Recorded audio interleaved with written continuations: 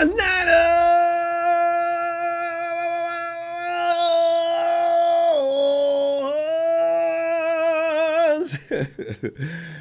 No, I'm fine. I'm fine. I'm hoping you're fine by now.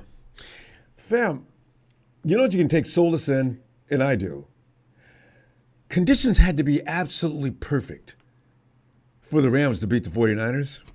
And that's exactly what took place this season. First time you have the exact amount of players out for the 49ers to continue to do what they've always done, and that is beat the Rams. It's not a big deal. The Rams are just not, they're okay this year, but they're not special, as their record indicates. We're not special either. Our record indicates. So, for them to let them do it. This is a very valuable moment for them. They got to embrace it. It doesn't happen often with them. So, if I got my main guys sitting there in the booth watching the game from the field, and they only scored 12 points. Here's the thing.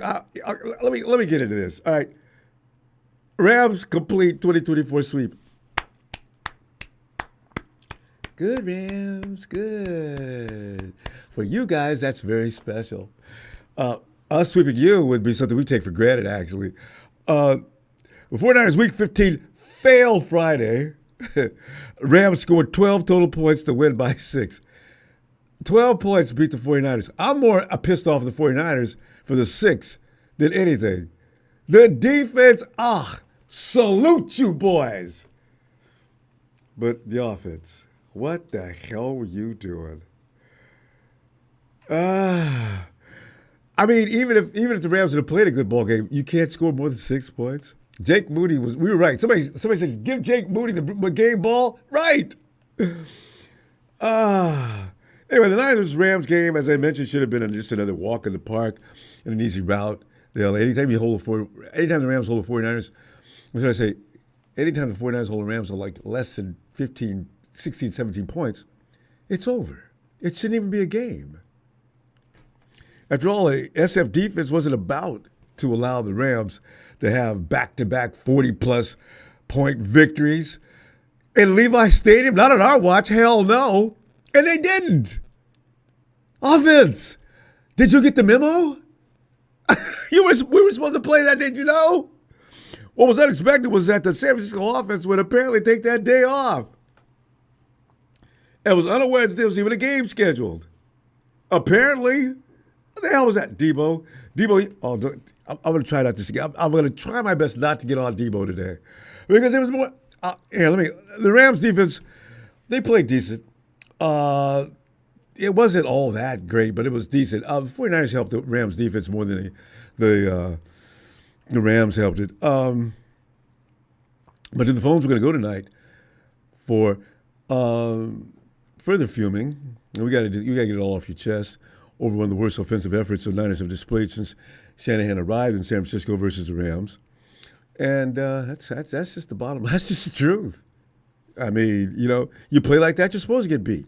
And even if they would have won, they wouldn't have deserved to win. Just game ball defense. 49ers offense, go home. Just go home. God. Quotes.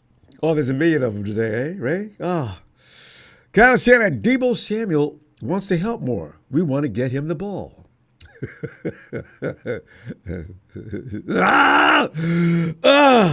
But Kyle, okay, Kyle, I put this on you as well. You're an adult. Talk to him like an adult to a child.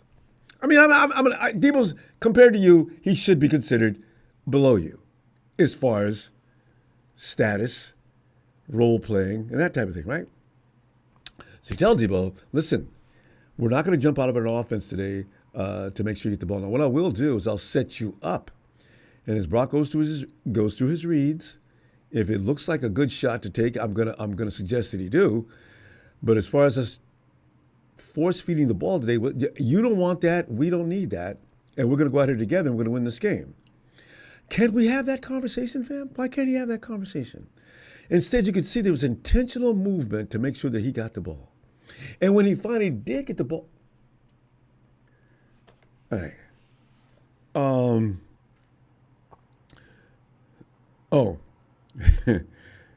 Kyle Shanahan on if he expects Deebo and Campbell to be with the 49ers next week. No, I don't. Actually, measures are already being taken to give him his dismissal, even as we speak. Coach Shanahan dismissed concerns about Campbell's actions, signaling that the coach might have lost the locker room, framing the incident as an isolated decision by the linebacker. Quote, and Shanahan responds to that by saying, I haven't lost anybody. That's somebody who doesn't want to play football. That's pretty simple. I think our team and myself, we know how we feel about that, so I don't think we need to talk about him anymore. And we won't be within the next probably 24 to 36 hours. Devondre, anybody that loves the game, you just don't. That's just, I don't care how bad you feel about the 49ers or wherever you're going, man, but you just walk off after Dre gets hurt, and you could have been, you could have went out there, you could have been the hero. Fred had to do it all by himself, basically. So, you. Regarding the Rams' first season sweep of the 49ers since the Obama administration, hey, who said being able to do that, knowing how good of a team they are, knowing the history of the two organizations, it's huge, and it shows that, wait for it, we're the big brothers now. I mean, Kyron Williams, he's new. He's just a kid. He just got here. He's just reading about the history of the 49ers versus Rams. Kyron, you know what? You got a shot. I need the same guys to be missing next year that are missing this year at the time that we play you. Maybe you could be big brother for a while. I don't know. But know this. You won that game yesterday because everything was set up perfectly for you to win it. If you guys would have scored at least a touchdown or two, I'd say, woo! But, oh, come on, man. You kick field goals all day? That's normally a formula to get beat. And the 49ers did the same thing. So the baddest, how do I put this? The worst team lost to the bad team. That's pretty much what it is. But, we can celebrate, continue, pop them corks. But here's the thing. Whether official or not, that embarrassing 12-6 loss to the Rams marks the end of the Niners' tiny playoff hopes, and they were tiny. Niners now fall 6-8, and they have I love it. Why do people calculate these things? 0.1% chance of making the playoffs. I don't want to make the playoffs now. Forget it. What am I going to go in there without Trent and CMC and everybody else and look a lot like what they did today? I mean, yesterday? No, forget it. And the Rams, the 49ers have only themselves to blame, though. Even for, you could have beat the Rams and then gone on to lose the rest. That would have been understandable. That would have been acceptable in my book, But to lose 12-6. 12-6. And you let that win. This team of players had all individual talent, needed to match up to anyone in the NFL. That pretty much started the season last night. Everything, especially regarding the offensive issues, showed up over and over and over again. Niners' inconsistencies on both offense and defense have been insane this season. This is what worries me about the 49ers. In Brock Purdy's contract negotiation, what are they going to say? What are they going to talk about? Inconsistency was the bottom line for the 49ers this year, all season long. We were up and down, mostly down, but then and then some of the down situations we played a little better football than we played yesterday. You had Dre out there pumping up everybody. The defense, well, it showed.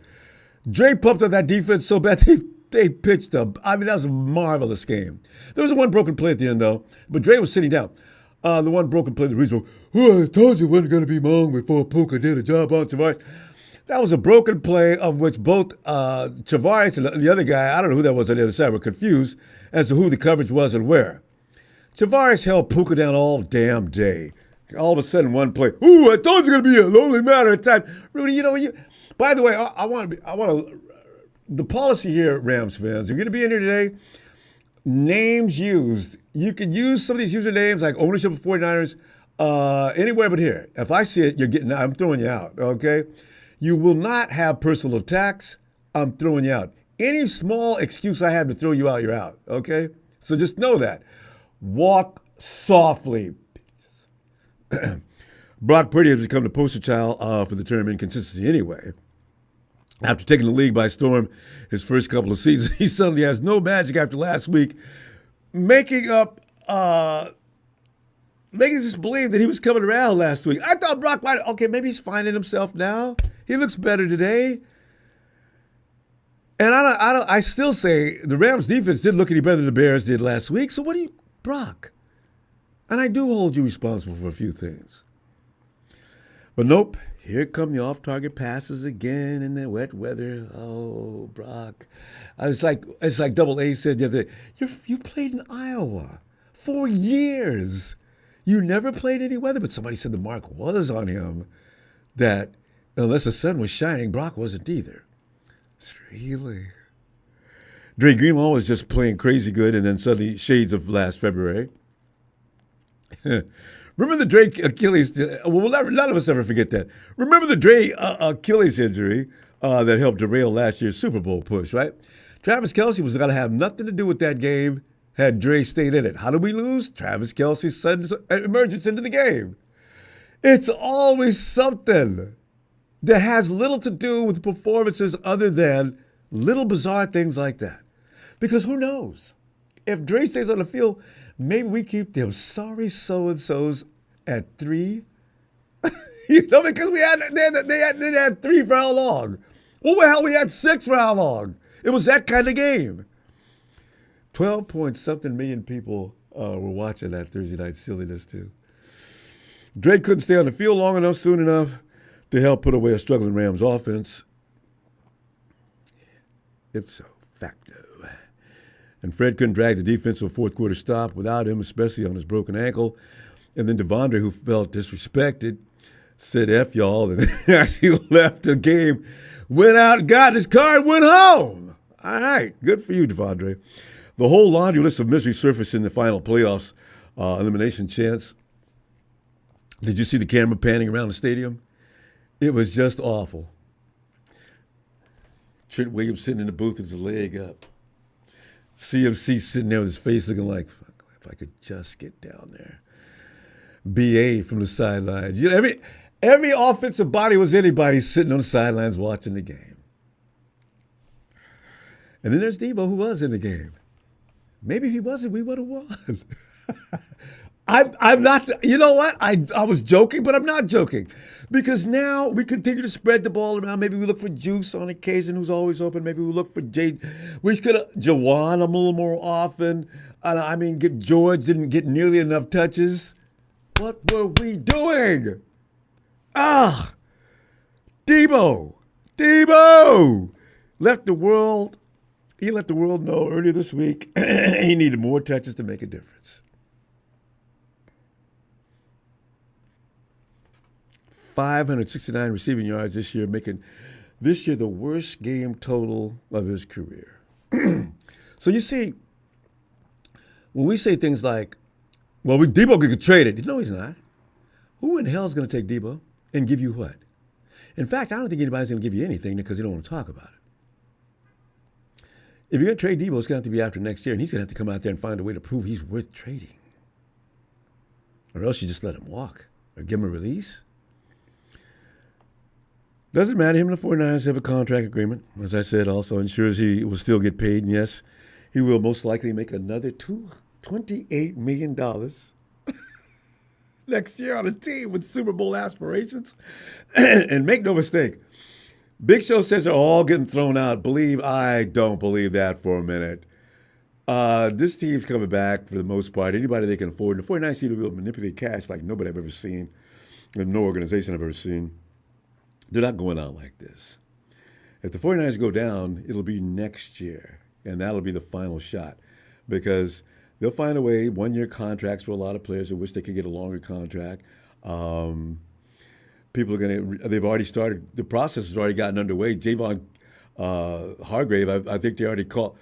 Hey, Javon, put the weight down, man. You all right? How's that tricep going? Listen, we're going to restructure your contract. We need to get in here Monday. Let's go over the details with you so you can sign. What? Yeah, no, it's not up for debate. Ooh, that same Deebo in open field with the Niners' best chance of the night to score was finally, boom! Purdy found him! Bam! Big Deebo! What? Oh, my God. Bam. They won 12-6. Deebo scores that. It's 13. Chances are also, maybe they don't even, 12 maybe not even happening, right? Because now you got Matty Stafford, who's going to go into air raid. What is the secret to beating the Rams? Let Matty Stafford cook. In fact, the Rams, but to lay all the blame for the loss on Deebo would be a false accusation pretty much in a game without Trent Williams or the top running backs. Kind of. I'm just going to be fair about this. Niners couldn't run the ball, just 63 yards all day on 19 carries. And Isaac Guerrero was out there with a hurt foot. We had, how many running backs we got? And I got my last guy out there hurting with no rest from 3 days earlier. But the Rams, the 49ers, Matty Stafford looked like Stafford, especially in the first half. The weather was bothering him damn near as much as it was bothering Purdy. He threw in the crowds of 49er defenders. They couldn't round up the ball being tipped in there. They couldn't even grab it. Not just once, 4 separate times did Matty bait that hook and throw that out there, and the 49ers couldn't catch it. Ball squirting around from a nearby Niners DB, and they just and when things really started rolling us out in the fourth quarter, the Rams ran the ball like we do up against teams. We get you out there, beat you up, and in the fourth quarter run the clock out on you. They ran our football against us. Well, they want to be like us. The Rams have been trying to run our offense for the last 2-3 years. They stopped putting the ball completely in Matty Stafford's hands. We talked about this the year before. Last year, yeah. Run the ball, Rams, and you got a better chance. And they did that. Something to think about, though, is when Kyron Williams, who now thinks the Rams are the big brothers, could be accurate to some degree as far as this year is concerned, for sure. Because I said the Rams are down in the second half in both the games. Both games the Rams are beaten already. That's what we do. They're just something we play with. But you know what? They needed to take them seriously this year. Deebo and Ronnie Bell, I don't know if both of them got paid under the table somewhere, but the Rams showed resilience and toughness and tenacity while growing stronger as the game went on. Who's that remind you of? There are plenty of reasons for losing that game, including Kyle, who got out-coached. That final Rams play called a 5-man blitz on a Hail Mary was perfect timing and then Andy scoring possibly before Purdy could get the ball out of his hand. Fam, that was the kind of coaching decision that, as Niner fans, we really wish we could see more of that. This is where DeMeco wouldn't have beat DeMeco. It's just a shame that they had to go out like that. Now the test is for the 49ers. Kyle Shannon's already issued the memo. We're going to find out who really wants to be on this team. So anybody walking around there doing a Devondre or anything like it, you might be right. If the wrong people do it, well, they're not going to be back out there to give. But there's going to be some people that are going to leave it this year unexpectedly, most likely. But anyway, Texas boy, hey fam, respect on Texas boy. That takes a lot of heart. Being a Dallas Cowboy fan is one of the worst things in the world right now. And Texas boy's in here talking trash. I got to give it to him. Oh, that's amazing. All right. Killing Jennings. Michael Davies. By the way, Rams fans, if you don't know anything about football, you should probably go over to Rudy's chat. You do a lot better. Because we know what we're talking about. If anybody doesn't acknowledge CMC, he's got to be kidding me. All right. Seriously, you blind, I guess. Ronbo. What's up? Ronbo. Yeah. Oh, buddy. I had to kind of collect my thoughts. I was like, man, I just wasn't into it last night. So I was like, I'll call you tonight. I don't blame you. This is just foolishness we're having to deal with. It makes no sense. It's such a debacle. Yeah, well, as I said, the kitchen, it had to look like that for the Rams to win. Otherwise, what are they going to do? They're going to lose like usual. Even with that broken down team, they had to come from behind again. Yeah, no, you're right. And I just don't even know what to make of it, man. It's like, I feel like Shanahan called some really decent plays. I felt like Brock Purdy, other than the interception, dude, Brock Purdy was putting the ball most places it needed to be. And I'm just,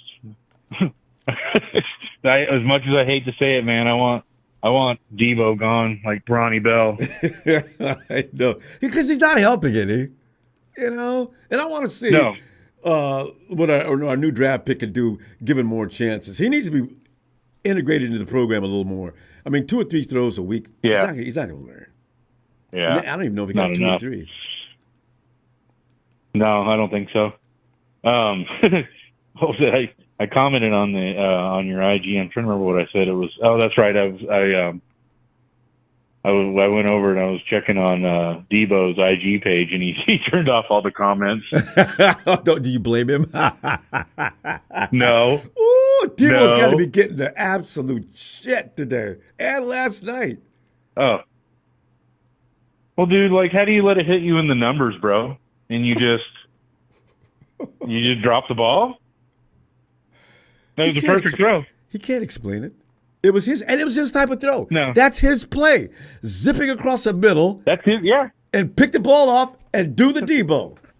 There was nobody going to stop Deebo going to the end zone. The Rams were already out of position, No, that but was they a were touchdown, set up bro. perfectly to do the Deebo. What does he do? He misses it. Yeah. He also blocked runs Durando. fast enough. He runs fast enough, and he just runs. Even if somebody would have caught him, he'd just pushed him in the face mask. Like, just give him the. Oh, you'd have ran right over him, dude. You know, those gaps were too big. It sucks. Like, he wasn't going to get caught. Yeah. Well, I want to see him do good. It's not like I don't want to see him do good, but I'm just tired of him running his mouth and then he doesn't do anything. I know. That's the worst thing.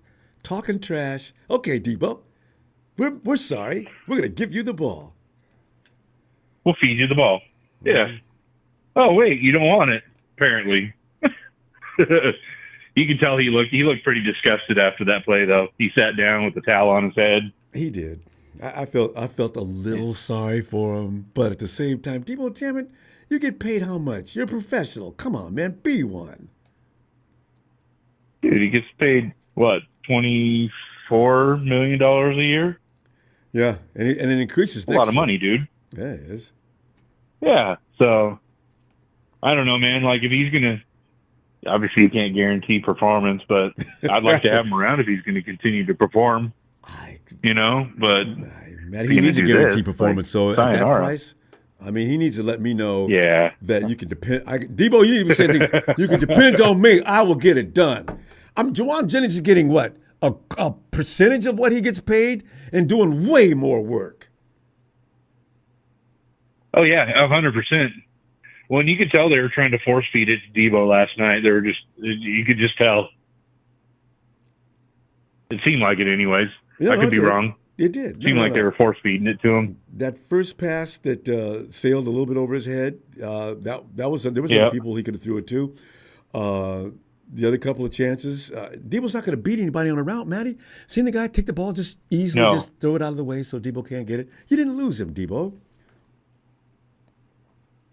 Well, Ronbo, I know when you're on third down and you got, like, let's say it's 3rd and 8, you just assume the other team's going to throw. Mm-hmm. But it's like, we keep forcing this shit down the middle, and it's like, man, it's not working. It's not CMC. CMC seems to find those gaps. As much as I like Garindo, he's not finding those gaps like CMC does. Garindo needs some time, and I want him to stay out. I hope CMC stays out there a couple more years. Garindo has the makings of a guy that can be very good. He just needs to watch CMC 100%. about another year or so. I think he could be special. I think we got something with Garindo. Yeah, no, I'm not giving up on him, dude. I just, it's just too soon. When the game, when I feel like you need to be throwing the ball and you're running it and you're only getting 3 yards and you need 9, it's like, come on, man. Like, damn it, dude, really? Like, why are we doing this? Well, you had people complaining that we were running the ball enough. So, I said, watch the game, fam. But do you see us trying to run and it's not working? That's the only reason why we're throwing at such a frequency. So, I don't know, man. I mean, I guess it's just kind of par for the course with the way our season's gone, Ronbo. I mean, I think I'm just more upset we lost to the Rams, not because we lost. Yeah, that sucks. That's embarrassing. Come on. It is. Rams. Yeah, it's the Rams, dude. I mean, it's right there. And you know what? The Panthers are actually, you can get beat by the Panthers. No, that's the Eagles. But not the Rams. Who else is around the league Not just the Rams, sucking? dude. You know, Patriots. Come on. Your Patriots. Browns. You know? Yeah. I don't know, dude. I don't know. What do you do? Where do you go from here? The chances of us looking like that we'll next be fine. year. I mean, if we come up with that many people hurt next year, they need to quit and just assume the Rams do own the division from that point, you know?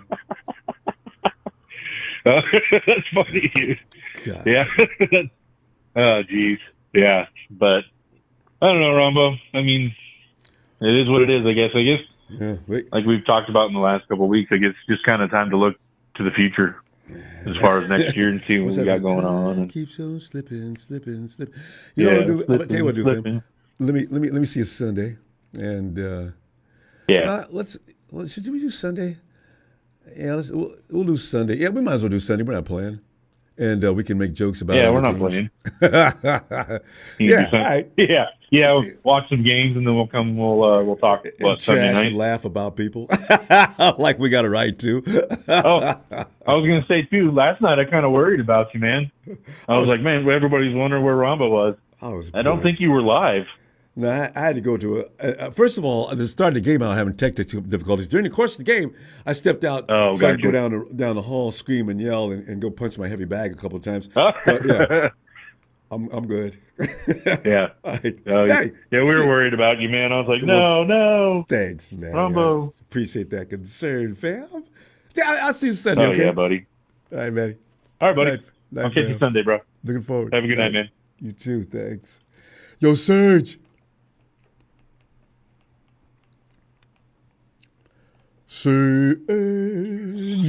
Yo, what's going on? Serge, man, I know we had to keep it short yesterday. We can't keep it all day today, but still, I know you had some more things you wanted to say. Let it loose, fam. Let it loose. Oh, by the way, good news if you didn't hear, Deebo Campbell, for his actions, will definitely not continue to wear that red and gold uniform as he is not worthy. Okay? Yeah, he's worthy. All right. He's probably standing in front of Home Depot right now.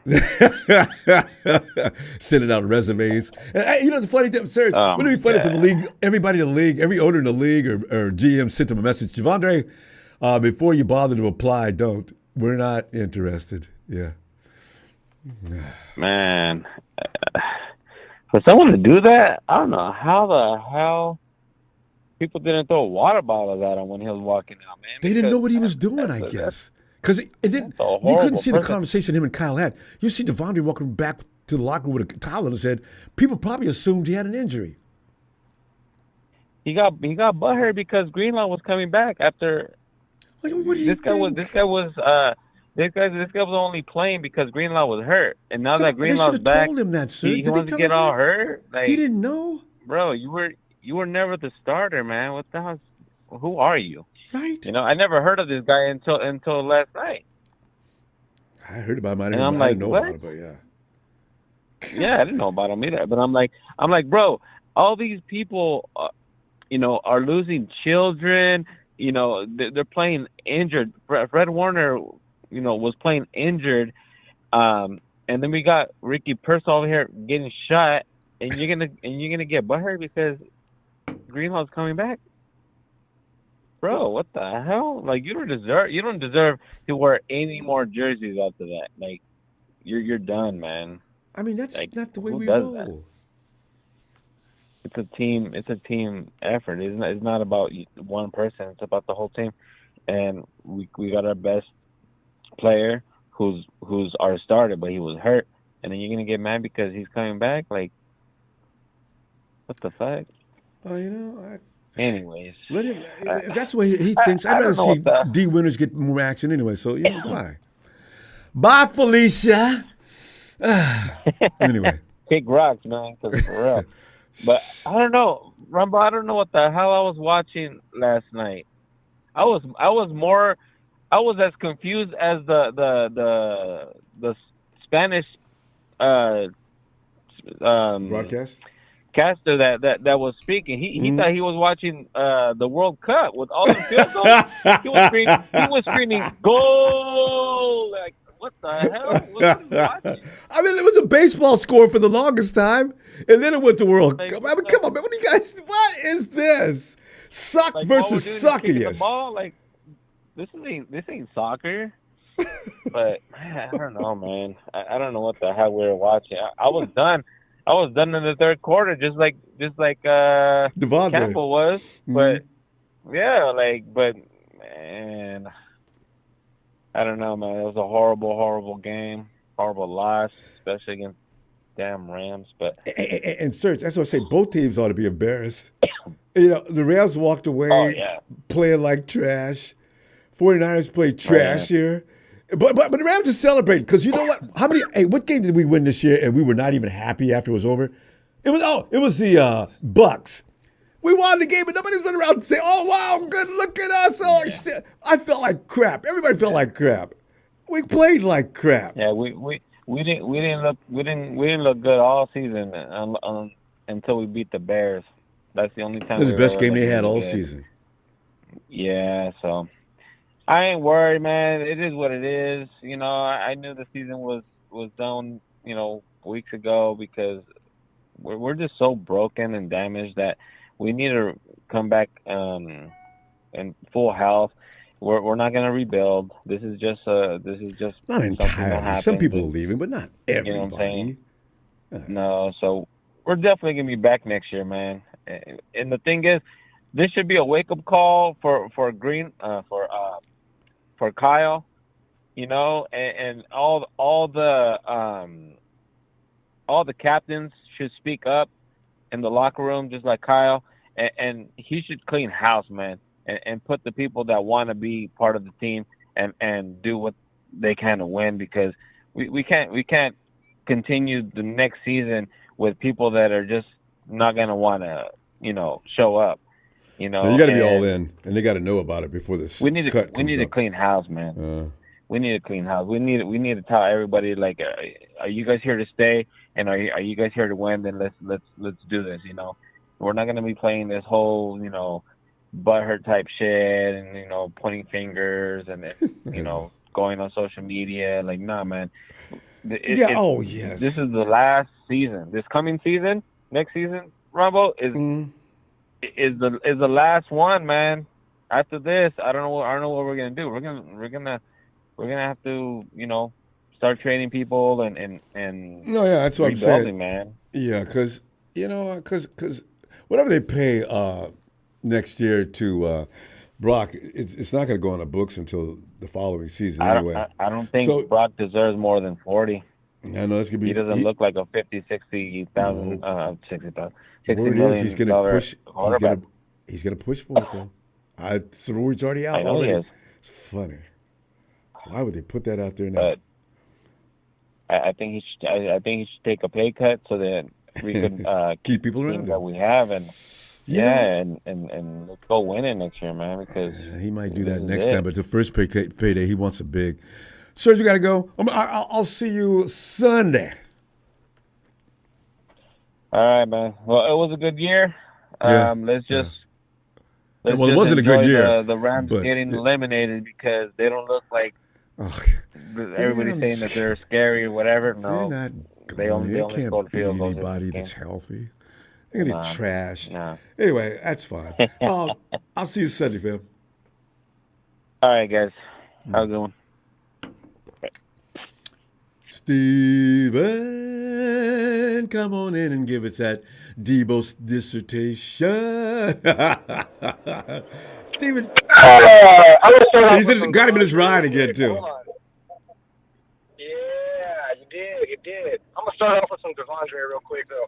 So, Steven, we're not hearing you very well. But I don't want you to have an accident or anything. How about now? No, it's pretty much the same. What'd you do? Did you switch anything? Better? No, there's no volume. All right, hold on. Let me go ahead and move real quick. I'm at a stoplight. If you want, you can go ahead and come back to me. You want me to come back? Yeah. Okay. Okay. Well, we'll try not to keep you long. Okay. Let's go. Hey, Johnny. Hey, what's going on, Ronbo? Johnny, man, I've just come to terms with my own feelings as opposed to yesterday when I was really raging. But Johnny, it's more about what are you thinking now that you've had a chance to sleep on the matter?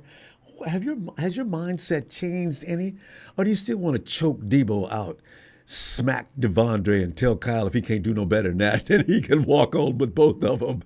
But a lot of us are going to feel that way. Go ahead. Yeah, we had the game. It's just that, Deebo didn't capitalize on his catch when he had the chance to. I told you, like in the chat earlier when the game was going on, that it was going to be Deebo to win the game, where it was his chance to win it. I know, right? He just dropped the ball. There was your opportunity right there. You did all that talking a few days ago. Okay, there you go, D. Get it done. Oh, I even was bragging about him before the game. I was like, yeah, Deebo going to step it up and everything like that. He's going to do this and do that. I was thinking the same and I thing. see why people talking about him. I don't know what's going on with him. You know what's going on with him? Too much money. Fam, Johnny, when you anything you strive hard for and you finally achieve it, do you notice how, whether you want to or not, you do relax a little bit? Deebo's out here shopping. Boy is out there modeling. I mean, Deebo's got the finest fashion every time he comes to the ballpark now. I don't even know what he drove up in. Deebo's mind is other places besides on football. He's not eat, sleep, drink football right now. I don't think so. Like he used to be. I don't think so either. Now, I don't know what's wrong with Deebo, but DeAndre Campbell, he wants to model now. After he walked off the field in the third quarter, I didn't know he did that. I know what he did. I woke up the next morning and seen it on Facebook. I was like, wow, I didn't know this happened. Big Joe told me during after the game that I thought Big Joe was just exaggerating. Devondre Campbell quit and walked off the field. Big Show. No, he didn't. And then everybody came in behind and said, no, it's true. What? What? What? I couldn't believe it. God, who does that? Nobody did that since Brown did it to Tom Brady. But Johnny, we know that Antonio Brown has some psychotic issues. He's clinical. He needs medication. I didn't know Devondre had the same issue. Evidently he does. So yeah. I don't know who gonna hire him as a model. But that's where he's trying to go out there, he claims. Oh, well, good for him. Because I'm trying to think. Right. Oh, he knows he can't work in the NFL no more, don't he? Actually, the commissioner might have told him too. It might have been handed down from the top. Devondre Campbell, that was pretty much unacceptable what you did. And if you don't really appreciate being an NFL player any more than that, I think that we should go ahead and decide to tell you right now that your days with the NFL are done. Right. And I want to talk about the offense a little bit. Please. Offensive line, we need to pick up some offensive line in all season. I've been hollering that since they arrived, John and 2021. Kyle. 20. Yeah. No, I've been hollering about the offensive line. 19, yeah. Yeah. I mean, he couldn't get the ball off, time enough without anybody on his neck, Yeah. and stuff like that. And I've been hearing people talk about Brock, stuff like that. He ain't have time to throw the ball. That's what people need to understand. Brock did well under the conditions he was playing under. There's not a lot of quarterbacks around the league to do anywhere near as well as he did with that kind of non-protection. Right. And Trent Williams wasn't there. We needed him, to fill that void up. Oh, yeah. And things like that. And JJ should have had more catches. More targets, period. Should have more targets, I meant. Yeah. I didn't understand that, whole philosophy of trying to force feed Deebo. I mean, you know what I mean? So wow. Why do that? Just let him roll within the scheme And if he gets the ball, okay. But we ain't got to be forcing it in there. It just plays right into the hands of their defense. Yeah, Kyle should have switched somebody with Garindo with the halfback just like he did in the last game.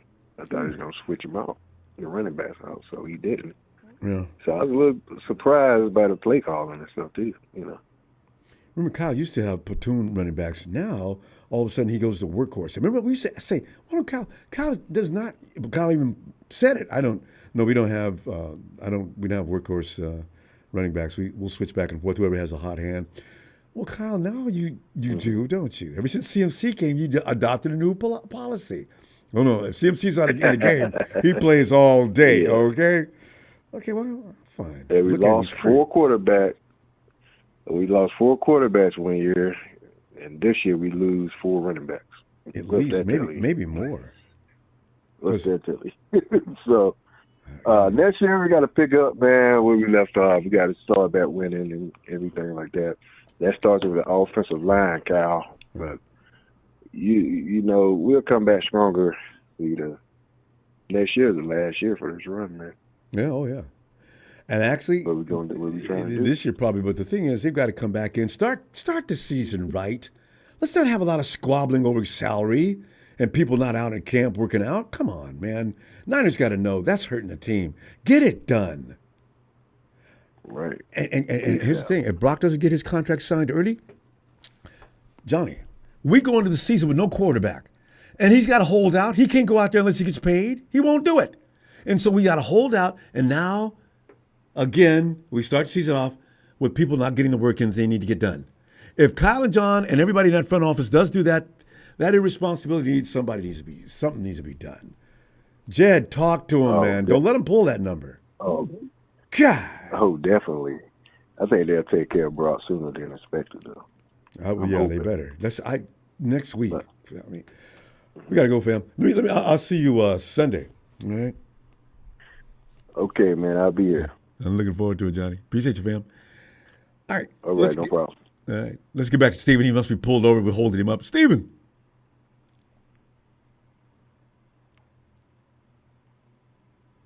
You hear me now? Well, at least it's a little more clear. Still, your volume's really lower than usual. Okay. But Steven, go ahead. Man, I don't even know where to begin, first of all. Most importantly, I'm going to start off with some Dre Campbell. Devondre, bro, that's got to be the most suicidal thing I've ever seen a player do. At least with, Antonio Brown, he had CTE. That's his excuse. But Devondre Campbell's perfectly healthy, Ronbo. And this is the worst part. This is the kicker of it all. Devondre Campbell was needed. The Bucks wanted Antonio Brown to play, but the Niners needed Devondre Campbell to play. See the difference? See where hey, Steven, one thing though. What was the linebacker that we wanted that went to Seattle or Dallas instead of coming to us because of taxes? Kendrick. Yeah, Kendrick. Devondre was choice number 2. He wasn't choice number 1. Yeah. Kendrick Kendrick was going to be a Niner. 100%. It's just the taxes were too goddamn much, which I don't blame him. We're all working citizens here. Yeah. Taxes are insane. Yeah. But so you can't get mad at him. Yeah, but go ahead. Let me just say this. That man cemented his life as never touching another football again in the NFL. That's the crazy part. And he's okay with it. And you know what, too, Ronbo? Is before he even went into the game, he tweeted. No, not even tweeted. He put it on his IG story saying that another team's going to get a really good linebacker that's been misused this whole time. That's what he put out on his IG before he went to the game. The hour before he started, he put that out there. So it was all premeditated. He knew what he was going to do. Ronbo, Dre got out because of a knee soreness. I know. Dre, let's walk down the list of injured players that would rather play than leave their team hanging. And I'm going to start back from Ronnie Lott. The man chopped his fucking finger off to continue to play. Mm-hmm. You don't get more hardcore than that. You got players that will play with concussions. You got Shaquille Spike and Patrick Love playing with clubs on their hands. in the same exact position Devondre Campbell was. You got, Hufanga with a club on his hand. Hufanga broke his wrist, tore his ACL, and he's still playing in the NFL. Yeah. Nick Bosa tore his ACL, comes back, has a killer year. Now he's got messed up obliques, still playing. Trent Williams wanted to play, but his knee's still giving him issues. I don't blame him for that either because he's a lot older than Devondre Campbell. You've got, let me see, CMC, who had to go all the way to Germany to see what the hell's going on with his Achilles. Plays, gets hurt. You got players who are trying to die on that field. George Kittle, who's literally being held up by string. You got, who else? Fred Warner with a broken ankle. But what kills me the most, Ronbo, is the fact that he had the audacity to put on the pads and a jersey and say, "No, I don't want to play no more." Fine, fuck you, bro. Get out. You were never first choice. You knew when you signed the contract you were going to be backup to Dre Greenlaw. And if he didn't, and here's the thing too, he wasn't paying attention. A veteran. Exactly. Well, here's the worst part. He's a veteran. He's been All-Pro more than once. And what makes it more upsetting is the fact that he let his actions and his emotions take over, and he stepped away. That's the crazy part. Not only that, but, it just shows his kind of character because before when we picked him up from Green Bay, he said the exact same thing about Green Bay. Oh, a really good team's going to get a really good linebacker. That's been years full time. Yeah. So, nice. Hey, but let's not forget. I didn't forget about Deebo. I knew you wouldn't. Forget about Deebo. He saves the best for last. Exactly. Deebo is by far the worst person on that team next to Devondre Campbell. And I stand by that 110%. You bitch and complain about not getting the ball. You can bitch and complain about getting the bag. You bitch and complain about, being a running back. What can you do, bro? Because you can't do either one. You got the bag. Congratulations. But you know what? You can't catch the ball and you can't run the fucking ball. And you know what, Ronbo? Mm-hmm. At this point, if he complains again about not getting enough touches, I'm going to need that fade. 100%. I need to run a fade with him. I don't care how big he is. I need to run that fade because that's crazy. That is crazy talk. And the worst part about it, too, Deebo will be the most humble dude in the world between now and definitely now and the end of this season. He knows he blew it. He better shut the fuck up. He better put that 9 back behind that 1 so that way he can start playing like 19 Deebo, like 19 problems Deebo, instead of Deebo 1 senior. Hey, man, I've always been by your side, but you know where Deebo's finna go? He's finna go to Miami next year. That's who made him. Josh Daniels made him. Can you imagine Deebo in Miami? He can go. Yeah. Go. He's bottom barrel. Hey, you know what? I've been saying he was overpaid and overrated, but everybody thought I was crazy when I first said it. But you're just crazy in general, though. That's why. All right. But hey, I would be crazy. But I say 75 or 80% of the time, I've always been right about this damn team. I tell you that much. That is true. He's been right. 75% of the time. But I will get him. Not only did he not catch the ball at the numbers, he did not catch the ball when it was to his hand. He couldn't catch the ball when it was below him. Fine, whatever. Okay. But you know what, Ronbo? Blocking your running back from getting an open A gap is crazy. And he lets some people get by him kind of easily, too. And they caught him on camera. Steve, we got to pull up, though. Let me tell you what. I'm going to see you Sunday, and let's see what happens to the rest of the NFL since we're just on the outside looking in. All right? Yeah, I'll see you Sunday, Ronbo. And hey, if Deebo tweets some crazy shit, just know I will be at his front door. No, everybody's going after him. I'll find a way to get his front door. He better be quiet. All right. All right, Steven. Have a good night, fam. You too, Ronbo. Have a good night. Thanks, fam. Okay, ready to go. I need one more political tone message at you Rams cowards that have ganged up on Sharice. I need one friggin' word out of line. And I told you about political tone. You call her a cat lady one more time and your ass is out of here. And I'm so delighted to do so. Do it again. All right? You guys if your weak-kneed sister's got to pick on a lady, then maybe you should go over to another chat anyway. Watch it. I'm watching. All right? Hey, yo, Nigel. You tell him, Ronbo. You get him. I'm so tired of him. Suck ass. Yeah, that's messed up, man. How you doing tonight, though, Ronbo? Besides that, these annoying people in here. Well, I said I need to curb policy a little bit so I could get more out here because they're so friggin' a little punk ass. When was the last time you got into an argument with a girl that just went on and on like that?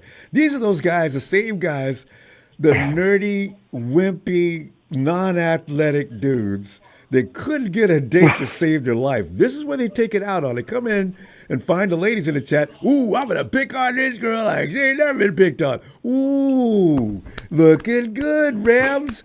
Reflective of your friggin' existence. Nigel, go ahead. Let me get started on the dudes, man. Oh, yeah, Ronbo, man.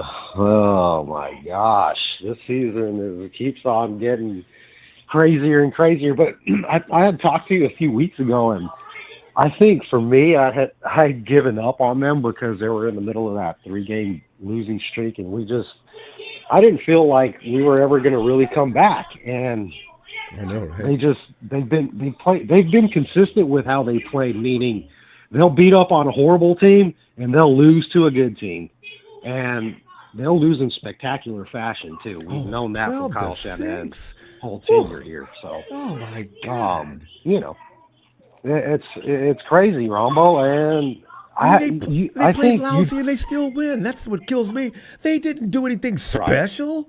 And the 49ers let them off the hook. They didn't. Yeah, that's what I'm talking about, man. Like Deebo, we talked about this about a week ago. I was like, I called in and I said Deebo's over there whining that he wants the ball, so they're going to try to oblige and give him the ball. And sure enough, everybody knew it. Like it's weird, but Kyle just caves into stuff that certain people want sometimes, and the Cabo, even if it's to the detriment of the team, and that's why people are pissed about this whole debacle about what's going on right now with the team, man. It's like, they're not keeping it together. Brandon Ayuk is out there disrespecting the coach, or at least he felt like he was being disrespected by wearing different shorts. Devondre Campbell's quitting in the middle of the freaking season. I mean, even the coach, Kyle, a few weeks ago was telling the media how he didn't even believe that the team was as talented as it was before. So as one of the players on the team, and you hear that, you're like, wow, he doesn't really, he doesn't have much faith in me. I mean, well, none of us did, but as the coach, I feel like you can't really say certain things like that because people on the edge, like Devondre Campbell apparently, then just show out even worse than what they did before because they know based on their lack of play or not lack of play, but their lack of production while playing, they know the spotlight is on them. We all knew Devondre Campbell was not good throughout the season. And he proved it all year long with his misses. He could not cover to save his life. Yeah, and we all knew that. So it came to a head, and that's just the narrative of this season, man. Drama after drama after drama, and unfortunately, they can't overcome that. It is what it is, but, it sucks. It sucks at the same time. But I kind of gave up. I didn't really give up on the season as a whole because I was like, well, if they go through a 5-game, 6-game winning streak, and this was me a few weeks ago, then, yeah, of course I'm going to jump back up and have some faith and stuff. But there were certain points where I'm looking at them, I'm like, this is not the same type of team that I've seen in the past where, they come back hungry because they lost a big game. It was a demoralized team that looked beat up, old, and we're just seeing the all that come to fruition now. And we got to get younger. We're going to lose some players. I would imagine we all have an idea. There's a few of them, or at least a couple of them, like Deebo, possibly might not be here anymore. So no, the team is going to change a little bit. His contract is too big. They'd have to buy him out, or they'd have to find him a trade. Yeah. Oh, well, I don't know. Something's going to have to happen because he's going to get beat Brock's out. wanting $60 million. And Ricky's gonna what are we going to do with that too? Like, there's so much stuff going on, Ronbo. It's too much to talk about, But it's I don't know. It's frustrating, but It is what it is. I just hope that if we keep Brock, we need to get a good offensive line around him. Because I know. We've been crying about that for how long? He used to work. Well, he used to work pretty good without an offensive line, but that's before he learned Kyle's playbook, which requires that sometimes you got to stand there and go through progressions and things like that. Because how many times you hear Brock talk about, I went through my progressions, and you see Brock used to play instinctively, and he was a lot better actually, because he didn't have he didn't know how to work without an offensive line. Yeah.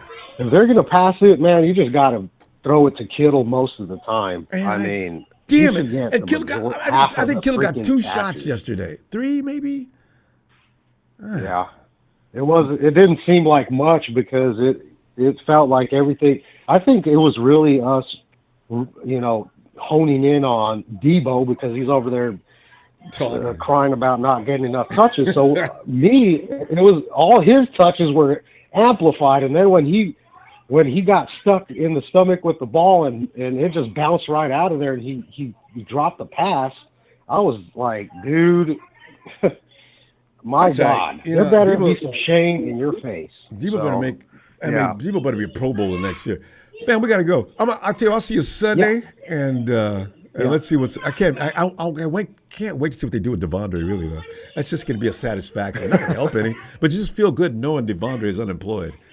Right. All right, man. All right, man. Thanks for taking my call. Y'all have a good night, a good weekend. Talk to y'all later. Thanks, man. Night. Yes, sir. Yeah. Frost, WSAA, what the hell his name is. I don't care about you getting upset about my throwing the middle finger. I'm about to start launching it again. But listen, if my name is not Ronbo, you Rams fans, you guys need to know. I told you, I'm not in the mood. You get disrespectful, you'll be dissed out. It's just as simple as it is. You know I don't like you. God. Hey, yo, Darius. What's up, Ronbo? Darius, man, we're just sitting here thinking about losing 12-6, like a baseball game. Yeah. Yeah, man, it's tough. What? When I called in last night, I didn't see the Devondre shit, so I was just going in on Deebo. Isn't it crazy? I thought Big Show was kidding. God, I was did. like, he really did. I mean, it's cool though. It's good. I mean, hey, it is what it is, bro. He's never touching an NFL field a day in his life. Yeah. So, at least in my worries, bro. He was the worst player on our fucking team anyway. So, he was. I've been the linebacker. I'm not saying something because because our offensive line sucks. So if you're the worst player on our team and your team has Jake Brendel and Colton McKivitz and Aaron Banks, that's saying something. But yeah, man, I'm glad he's off the team because I mean you saw a lot of Packers fans were happy that they cut him. I know. Did you see that on X? I didn't know what they were talking about. I said, man, why are they going after this dude like this? And now it's the beginning of the season before we got started playing. Now I know. Packers fans, my apologies. I didn't say that, but I just saw you guys getting all over him, and he was fighting back. I said, you know what? That's man. You know, I have a hard time believing that Kyle and John didn't tell him he was going to lose his job when Drake came back, because the only reason Kendricks decided to go with the Cowboys after he signed with us is because, I mean, he knew that when Drake came back, he was going to lose his job, right? That's true. And so when another team gave him that opportunity to be a starting linebacker, he took it. So De'Vondre Campbell damn well knew what he was getting himself into. And to play this bullshit is unacceptable. When you got players losing their children, you got players getting shot, you got I mean, it's unacceptable. It's that's all he had. And that's something that I was, I'd rather had missed the playoffs and making a deep run and losing the Super Bowl or championship, because it really gives, Kyle and John the opportunity to clean house, not in terms of just clean house in terms of players who don't want to play, don't want to be play with the way that we want. Exactly, right? Like, I mean, you see, like, there's players on this team like Demo, Dre, Fred, Nick, these guys T-Mac, Kittle, like those, exactly, CMC. like even like I see like Huff, bro. Huff is, oh my God, comes in with the club. Like, I saw he just still making his plays. ass off, man. He plays. I don't know if I don't think it's possible, but I desperately need Huff and Dre back on the team, man. I know those you're guys right, are money. I don't know how they're going to do it because yeah, it's going to be tough unless Purdy. We still have one more year on Purdy, unless like we get rid of Hargrave and Deebo, and that opens up $40 million. And we give them like I don't know. Oh, I like that. I don't know. I don't think. Yeah, I think Malik Collins was always going to come in and be a run stopper. He was supposed to come in and be a run stopper. He's getting paid $10 million a year. I mean, he's honestly on the same level as Eric Armstead. So I think, and then Leonard Floyd. I mean, he's physical. He's going to give it his all. He has motor, and that's what we need. Yeah. But we need another good edge rusher in the draft that could be a pass rush specialist. Because he's old as well, and you want a guy that we can pair along both over the next 3, 4, 5 years. And give Gross Models some more snaps, because Gross Models, if we could just keep him healthy, that dude has some talent. Yeah, he's a second-round pick for a reason, right? Like it's like he was just in Carolina; they weren't really using him. But like I need guys like Dre and Huff back because one thing that I noticed is when those guys were out, honestly, the only real person who was playing with like that fire was Demo. Like, bro, Demo hits, and I don't give a fuck what anybody. I love when Demo goes on Twitter and talks shit, win or loss, bro. Because like those are the type of players that we need, bro. Like when Dre is playing, when Huff is playing, I don't care what nobody says, bro.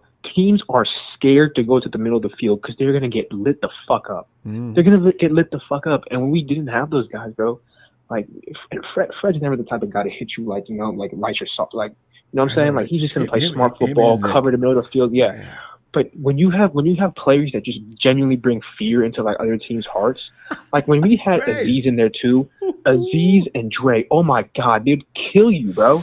They'd kill you. I know, but Aziz is walking on thin ice. They got to tone it back a little bit, but still, I know what you're talking about. So like. I need Huff and Dre to come back. I don't know how. I don't think it's going to be possible. Best case, it's just one of them. But man, when those guys are on the field, it's a different. You just feel the difference in a team. Oh yeah, it's the whole intensity of the defense changes. What the hell was going on? Right. Oh, I agree. So like I'm hoping into this off season, right? And that's one thing that Dan Campbell and the Lions have done extremely well. They've prioritized character. Like you don't see guys complaining. You don't see guys. Those are just guys who play hard. People call them dirty. Fuck it, bro. If those are the players on my team, I don't give a damn, bro. They play their ass off. They hit you. They instill fear in you, and that's what we need to go back into doing. That's why our defense used to be so feared because you would have players playing on the edge. Now you got a bunch of our secondary's young. They don't know, but outside of like 3-4 guys, our defense is soft. It's soft, and it's one thing about this defense that even from 2019 onward, I've noticed one thing about our defense. No matter how well our defense plays, when it matters the most, though, they can never get the stop when it matters the most, and that's always been something. That's something that's just killed me in the Super Bowls, in the NFC Championship games, and certain when you have to get that stop, you got to get. That's why it was imperative that Dre Greenlaw play that whole game. I didn't realize it at the time. When he sat down, I just knew after that. I had a very sinking feeling. Sure enough, nightmare came true. All of a sudden, Kelsey's ignited and doing fine. No coincidence. There's what and even yesterday, man. Even yesterday. Tell you what, it was exactly. I said, repeat. Let me see you Sunday, fam. Always appreciate your input. Yes, sir, man. Have a great night. You too, Darius. I need to be back, show. Well, it's a big show. Ooh, it's a big show on tonight. Good evening, Ronbo. How are you tonight? I'm better because the season's over. It's easier to relax now than it was. And actually, the season's been over. Oh. But if we'd beat the Rams, then we could go one more week thinking we have a chance to get the playoffs. But I don't really want to go, and I'm torn. Why do I want to go to the playoffs? The season was over when Brandon Ayuk signed his contract. Well, then there's that too. I mean, I've alluded toward the same thing. What led to this whole disastrous season that we've had. But Ronbo, I have a question for you. if you ran into Rodney Harrison, who was part of the Patriots dynasty from 2003 to 2008, and he asked to have a beer with you, and you agreed to it, and the first question that comes out of your mouth, what do you think should happen to the 49ers? What do you think he would say going into next season? And the only reason you're asking me that question is because you already have an answer ready.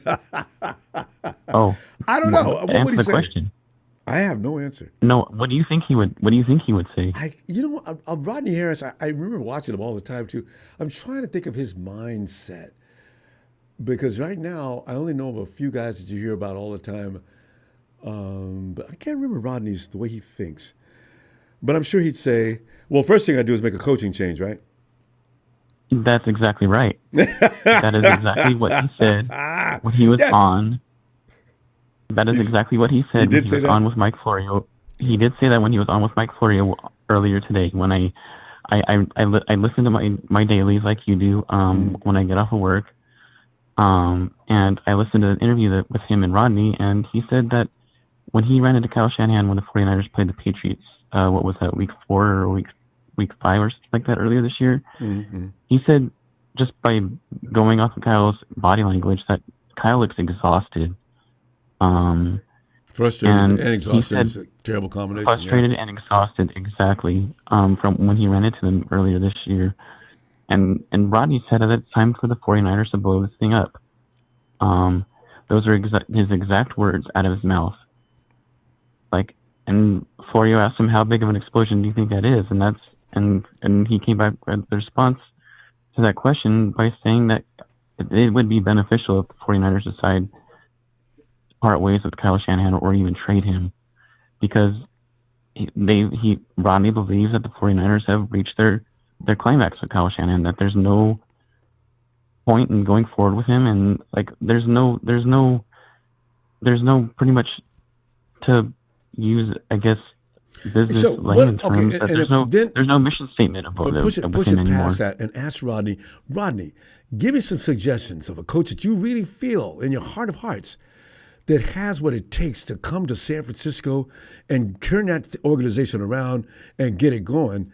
Who would he say?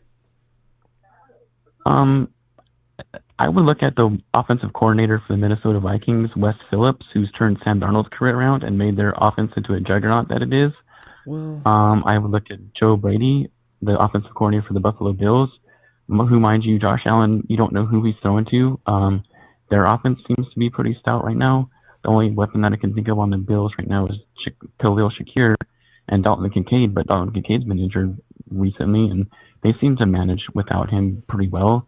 When Christian McCaffrey falls off the cliff and is non-existent, this whole, like I said, the whole wheels fall off of this car, including the door handles, the antenna, everything. Everything falls apart when one of their star-studded players goes down. We can never recover from that, and that's a coaching problem. I'm grateful for what Kyle Shanahan did for us. There's no taking that back from him, but there's literally nothing left else he can do here, Ronbo. He has ran his course. And so has the core nucleus of this team. They ran their course here. The average shelf life of an NFL player, believe it or not, depending on how well they take care of their bodies, is 4 years. And we've had guys a lot longer. Performance, yeah. We've had guys out here a lot longer than 4 years, Ronbo, and it's showing. Not Nick Bosa, excuse me. Trent Williams is no spring chicken anymore. George Kittle is no spring chicken anymore. He's getting up there in age. There's no guarantee that he's going to have the same Kittle season still plays good football as he did. Also. He does. But there's no guarantee that he's going to have. I agree with you. He does. But there's no guarantee that he's going to have the same exact season next year, going into next year, as he did this year. Christian McCaffrey's 29. He's playing like an over 30-year-old running back right now. Going into the year, next year with a knee tendonitis, with a lot of miles on him. Yeah, exactly. Deebo Samuel's no spring chicken anymore, and that showed last night. This team is getting older, and it needs to unfortunately end, because we've been together way too long. The culture issue started with Brandon Ayuk, and all the players saw that. John Lynch, unfortunately, should not have caved and signed Brandon Ayuk. He bent over and let Brandon Ayuk take over the asylum. along with Deebo. Like Deebo sent out a mean tweet and saying, "I'm not struggling. I'm just not getting the ball." And like what happened last night? He was forced fed the ball last night. Kyle came to him too. And when the players start taking over the asylum, it's time to end it. Like it really is. Brandon Ayuk and Deebo Samuel have taken over the word patience. I love it because some of those guys are definitely need examinations. But yeah, especially Deebo with his outfit choices. Andre Wright waking up every day with Up and Adams and on her podcast constantly. What's going on there? And doing all kind of other podcasts too. And after that, he goes shopping because there's no way you have all those clothes and you're not spending a percentage of your day shopping. And I know we all love Brock Purdy, but I would be extremely hesitant of signing him. Yeah, that's like let him play out his contract if that's the case. If that's the worst case scenario. Like, because his agent's not going to agree to $35 to $40 million. I can tell you that right now. Especially when the owner came out and said that he's going to reset the market, and I'm pretty sure Jed is regarding those comments right now after the way he performed last night. We have to be considerate, like, and very careful about paying Brock Purdy because you got to be absolutely sure if he's the guy going forward after the terrible performance he's had this year. Because he hasn't been stellar at all, and he hasn't shown us that he's a franchise guy that can carry this team. So we need to get into that a little more as the weeks and days go by because there are variables involved here that you cannot actually drag Brock Purdy all the way down to the dirt and say that he's not this, he's not that, he's not this. I mean, we'll talk about that more later, but we got to go now. He hasn't. Yeah, but anyway, shout out to bring that argument back. Papa Dragons. Shout out to all the Tony. Shout out to TDT family. Shout out to Donut, Tanisha, Frank, Jalen, Steven, all the guys out there, man. Y'all take care and have a great day. And I have to do full disclosure before I go, Ronbo. I feel like I have to remind everybody for maybe every month or so that I do not call in when we lose. I've been calling to this radio show since Ronbo just had his red and gold radio app. You can ask Vader that. You can ask Trez that. Shout out to Trez. Confirm that. We are the OGs of this show. I've been calling in since before 2017. So to sit here and say that I only call in when we lose is total bullshit. Stay in your lane. Check yourself before you wreck yourself. And do not misunderstand me. Like I've been calling into the show for a long, long time, and I've earned the right to call in whenever I feel like calling in. So I encourage that. It's okay. Get the hell out of my way. All right, shout out to everyone. Take care. All right, night. That's why TNT recruited him. You get on, boy, I tell you, okay. Frank, he can't still be in the kitchen. Ronbo. There he is. Frank, get in here, man. What's up, man? Yeah, my bad, man. Look, I fell asleep last night, man. No, it's okay. I tried to stay up. It was that game had people sleep too. So yeah. Yeah, man, shout out to my man Big Show, man. Big Show, I got your back, Big Show. Big Show had been on this, been with you for a long time, Ronbo. I think I followed you before. I definitely back that up. Big he's a lightning rod but he's a lightning rod for attacks because of his smooth way of telling us that we're screwed. See, Show does that.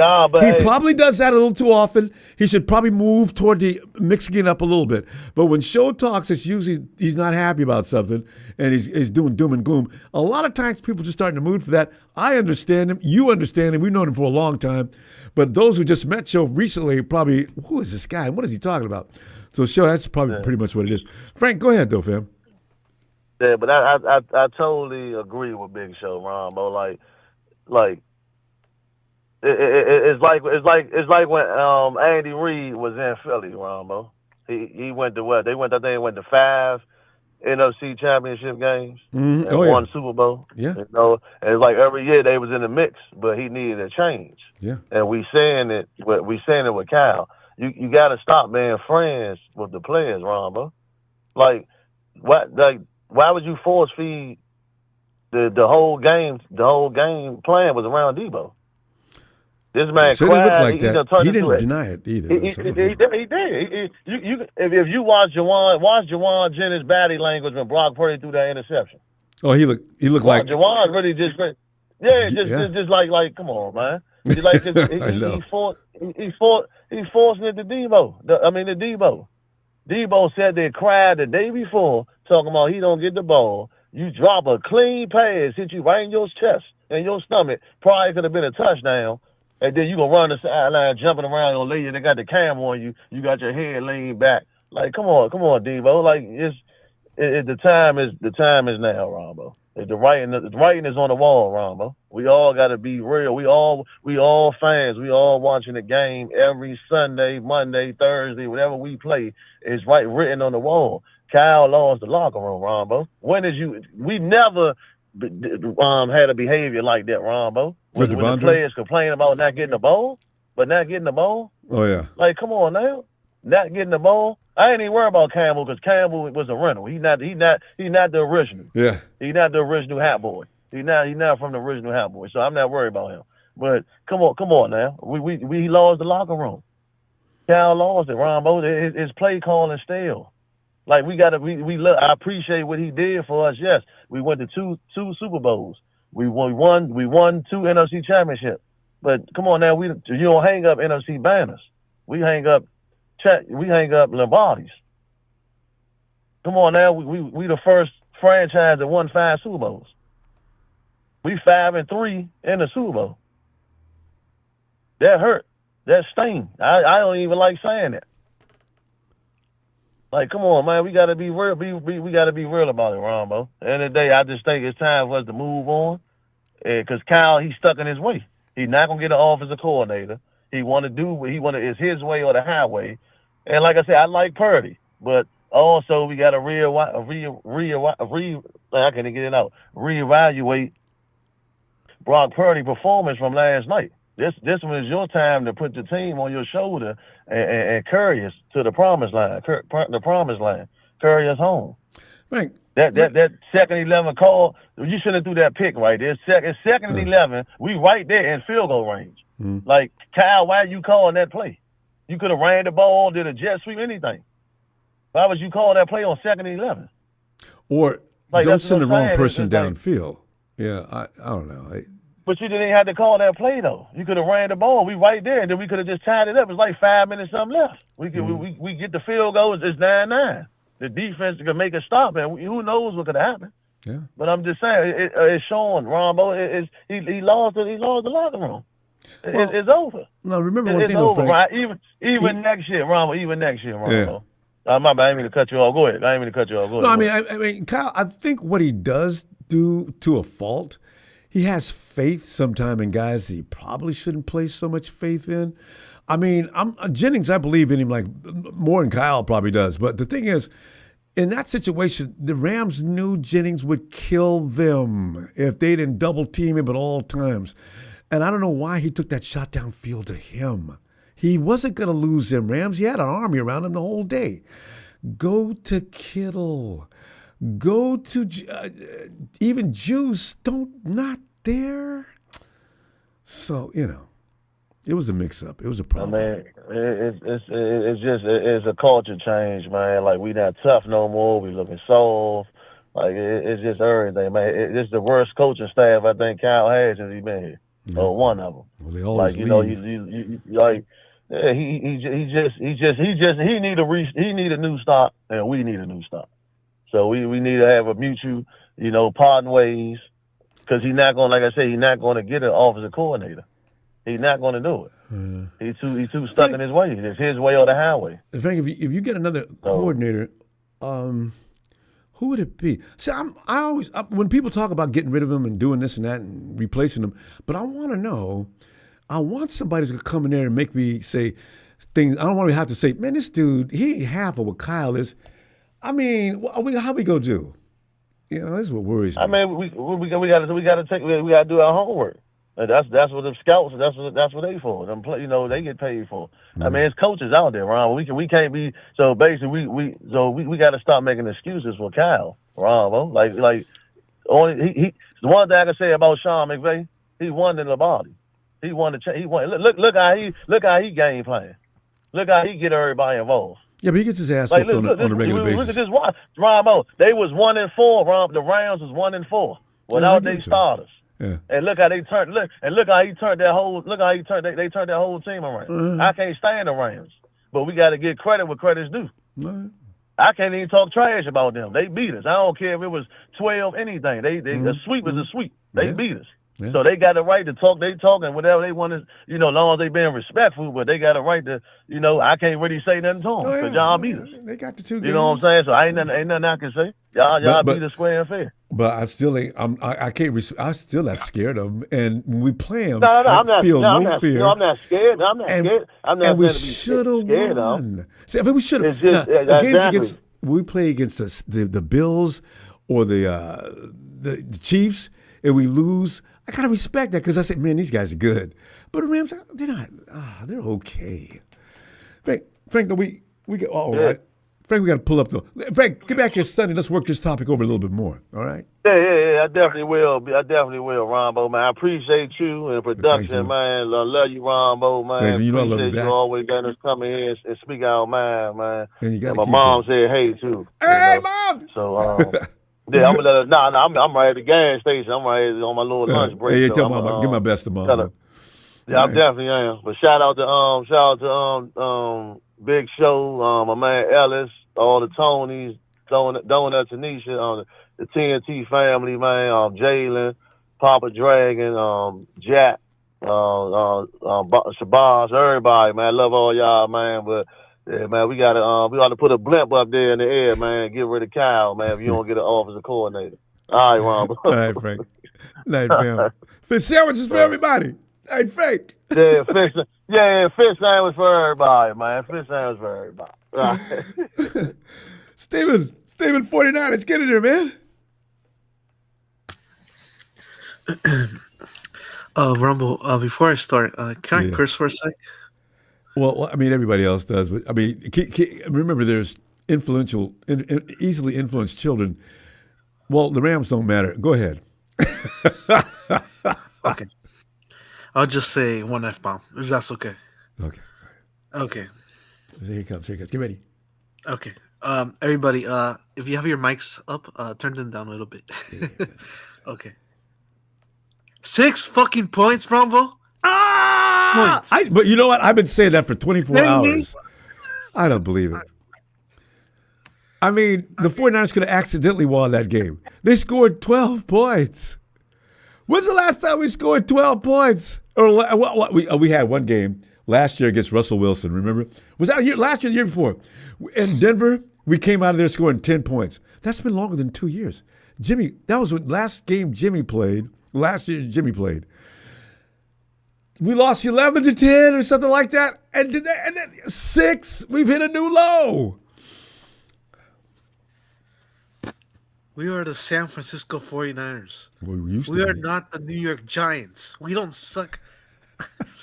We don't suck at like Ronbo. You could accidentally get 12 points or 14, at least 10. You get field goals all day. Deebo missing touchdown 10. We had already 6. Got a 13. Listen, Steven, go ahead. I'm going to go in and out like this. I got a feeling for about a month where I lose it for a second and come back down. All right, but I got it. Go ahead. Okay. Let me go for a rant for 1 sec. Right, go ahead. Let me just explain this. John Lynch, can you go look in the mirror right now and tell yourself you paid McCaffrey, you paid Ayuk, you paid Williams, and where are they? On the couch, doing nothing. Like, come on. Like, this fell apart in training camp, bro. I know. I traced it right back to that point, too. Guys not coming in because they're holding out. Nobody's working out. Brock's out there doing the best he can. He's got 2 guys. The worst, well, he's got one guy that's really good, JJ, and he's got Deebo. Him and Deebo were just getting it together out there. But daily, putting in hours. And it didn't help. Did with JJ. And then we got Campbell walking to the locker, and Kyle's like, "Oh, I don't know what happened. What?" Oh my God! You got no heart, man. Yeah, that was just Shameless. Ego took over, made him into a lunatic. Left the field, I quit. What? Wow. Do you really like playing football? That's what you do? You quit? Your team needed you after you left, by the way.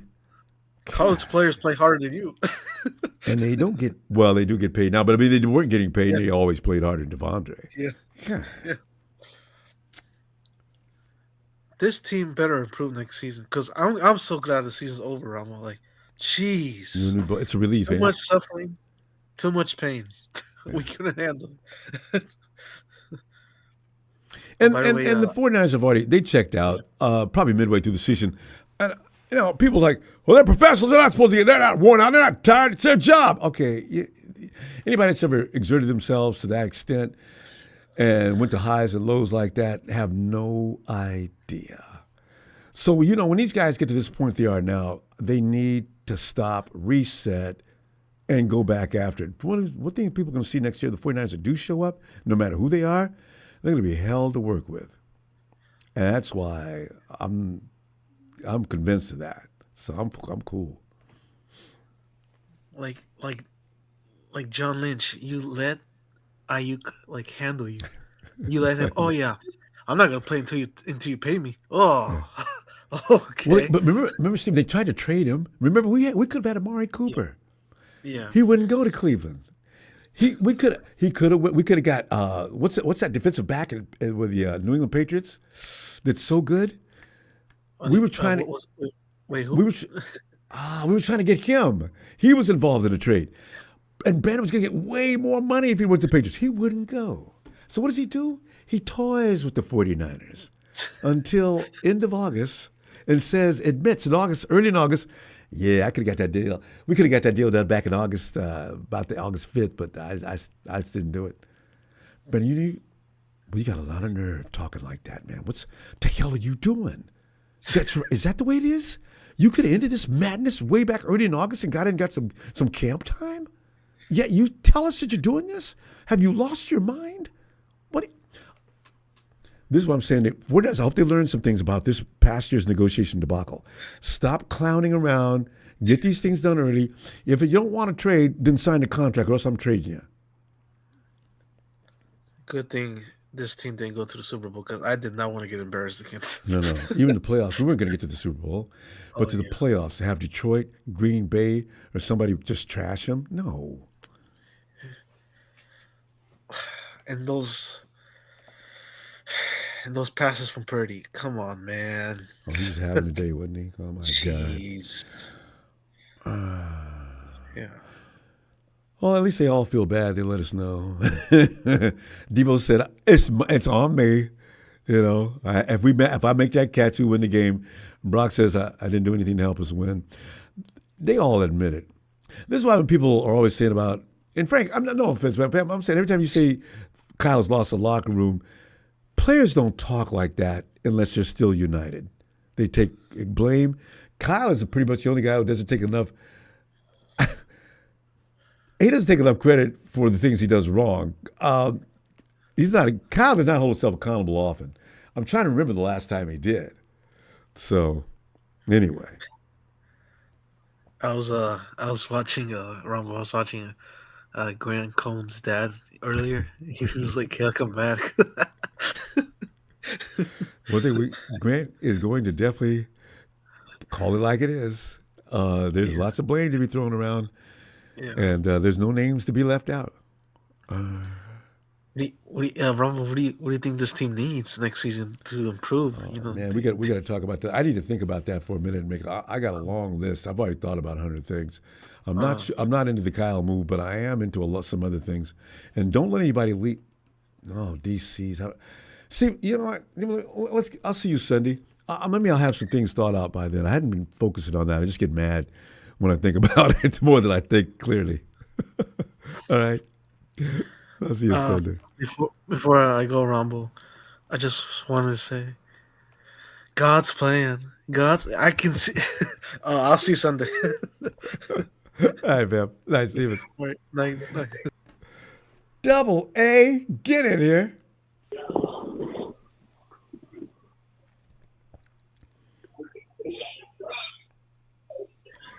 Aaron. Aaron.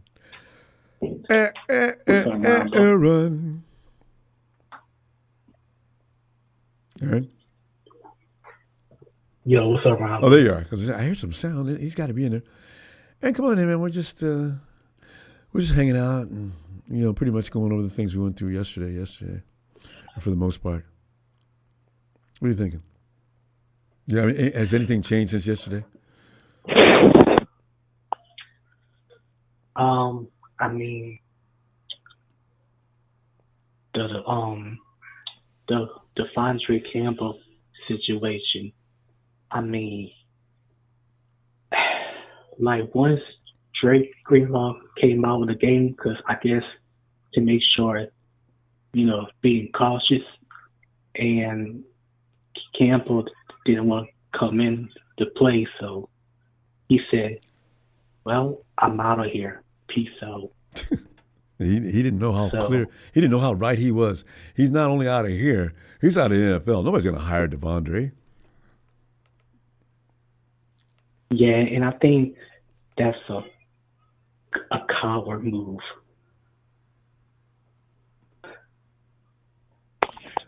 No, that's his ego. He thought he was disrespected. I mean, I've been doing a good job all year, which could be debated. I don't know why I got to sit down all day long because, what might have happened, though? Double A, I got a feeling D. Winters might have been put out on the field before Devondre. Maybe. I'm thinking, what would set him off like that? So I figured when Dre came in, D, get in there. And Devondre said, oh, hell no. I quit. And then he didn't think about that. He got mad, and his emotions got the best of him, and he did something foolish. He could have went over and said, Coach, you got to trade me or let me out of here somehow. I can't stay. But don't walk off and embarrass the entire organization. Wow. I mean, yeah, and also, and just think about it.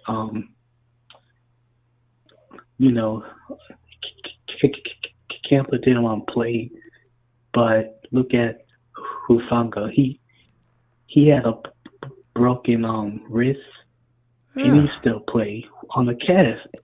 And then he did really good last night.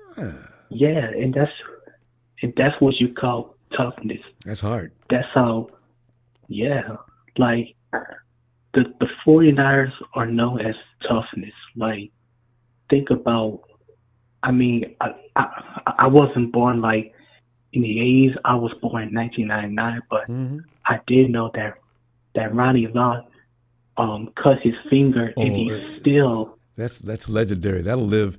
Your children will know about that. That is the most bold thing I've ever heard in my life. I don't need this finger. I want to play. That's a football player. But yeah, and also I think we miss Mustafa out there because he's like the version. Yes. He's the version of Drake Greenlaw. Like I forgot about that. Mustafa and Dre on the field at the same time. See, we got pieces. They just need to all be at the house at the same time. Or marginal teams like the Rams, anybody else comes in, there's no chance to win.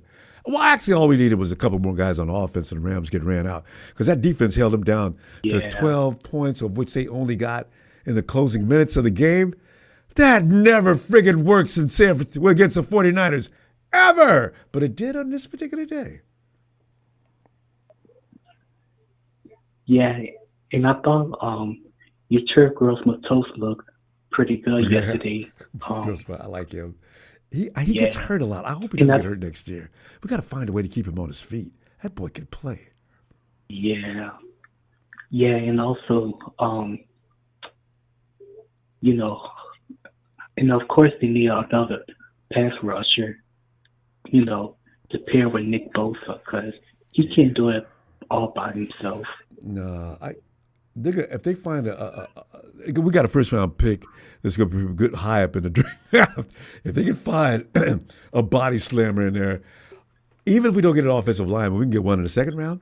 I'm okay. Yeah, I'm ready for that. Yeah. You know.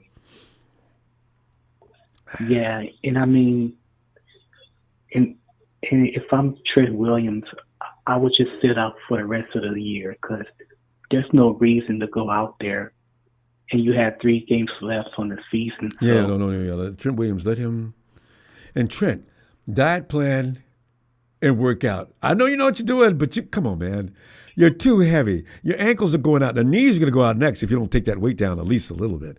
Trent Williams is about 20 pounds overweight. Dude but he can move with that 20 pounds overweight too. Nobody was running around Trent Williams. Trent Williams got that Madden rating for a reason. This dude is a legend. So 49ers to play a little less without him out there. It's understandable. Yeah, and also, you know, the number one priority is build on the offensive line and D line because that offensive line ain't it. And I thought Aaron Banks was supposed to have a big year, but he's not playing well this year. I know what I guess due to the injuries. Yeah, I'm thinking that toe is still. Can you imagine trying to play with a toe? And he's just manning up because I think Aaron's toe is still killing him. Remember last year was that earlier this season? That toe was just tearing him up. He had to miss a couple of weeks or so. Yeah. And you can only use drugs to shoot up that area so much. The feet have to be right, or you ain't going nowhere. Aaron, we gotta go though. No. Damn, Aaron, that time. Let me see you Sunday, fam. All right, Ronbo. All right, Aaron. Appreciate you, fam, getting in here. You know this. My type of music. Have a good night, fam. You too. Night, Aaron. Yo, it's time for that Dino Heat. Hey, Benny, I hear you, man. Get in there. Hey, how's it going? What's happening? He comes in sounding all pleasant. I don't blame you. You know what? That's all I've been saying for the last. When I went to bed, I said, man, ain't no point tripping on them 49ers, man. They did this. Let them work it out. I ain't going to be mad about this, because it's their fault. No, I done told you a long time ago. I'm not finna lose sleep. I'm not finna stress out. They suck. Because they do these kind of things. I'm a cheer. I know, right? This ain't. Hey, we already went through this How many times? 2020. So you and me together been going through this since 2017. No, we've been going for further than this. We've been doing this since the hardball years. So. I'm saying, man, clowning. Yeah, this right. Ain't nothing. 2014, 15, right? I was like, some of this stuff just makes no sense. Detroit versus everybody. I hope y'all win the Super Bowl, because if not, y'all going to be a laughing stock. You need to shut up. I know, because they're trying. I got them picked out. It's either Detroit or the Eagles. Minnie, I don't think so. I can't see it. The Rams, please. The Rams got to first win the division. But the Hawks might win the division. First thing. They have to win out, and Seattle has to lose. Do they play Seattle again? No. But Seattle's got a couple of tough games left. I think the Rams got a couple of easy games. Maybe for them. Either way. So, it's going to be, I hope the Seattle Rams just do has to win keep the division. winning, and they win the division. Yeah, I'm pulling. I'm pulling for the Rams on the slide. I honestly, I don't know. It's a toss up between them and honestly, it's between them and Seattle. If Seattle falls off one of these two games, then it's all the Rams. So I ain't gonna mad at Seattle. I want the Rams to win it. And then that first game, Rudy running out there huffing and puffing. All these Rams said, y'all ain't did nothing, but I did. Yeah, go ahead, Rams. Y'all bad. I already know what they're gonna say. Let's say they do win the division. I already know what they're gonna say. Well, at least we did better than y'all. Yeah. That's already gonna be their comment. Well, now let's see. They got to get to the NFCCG or the Super Bowl. Now, if they get to the playoffs and don't do less than that, no, they can't say that.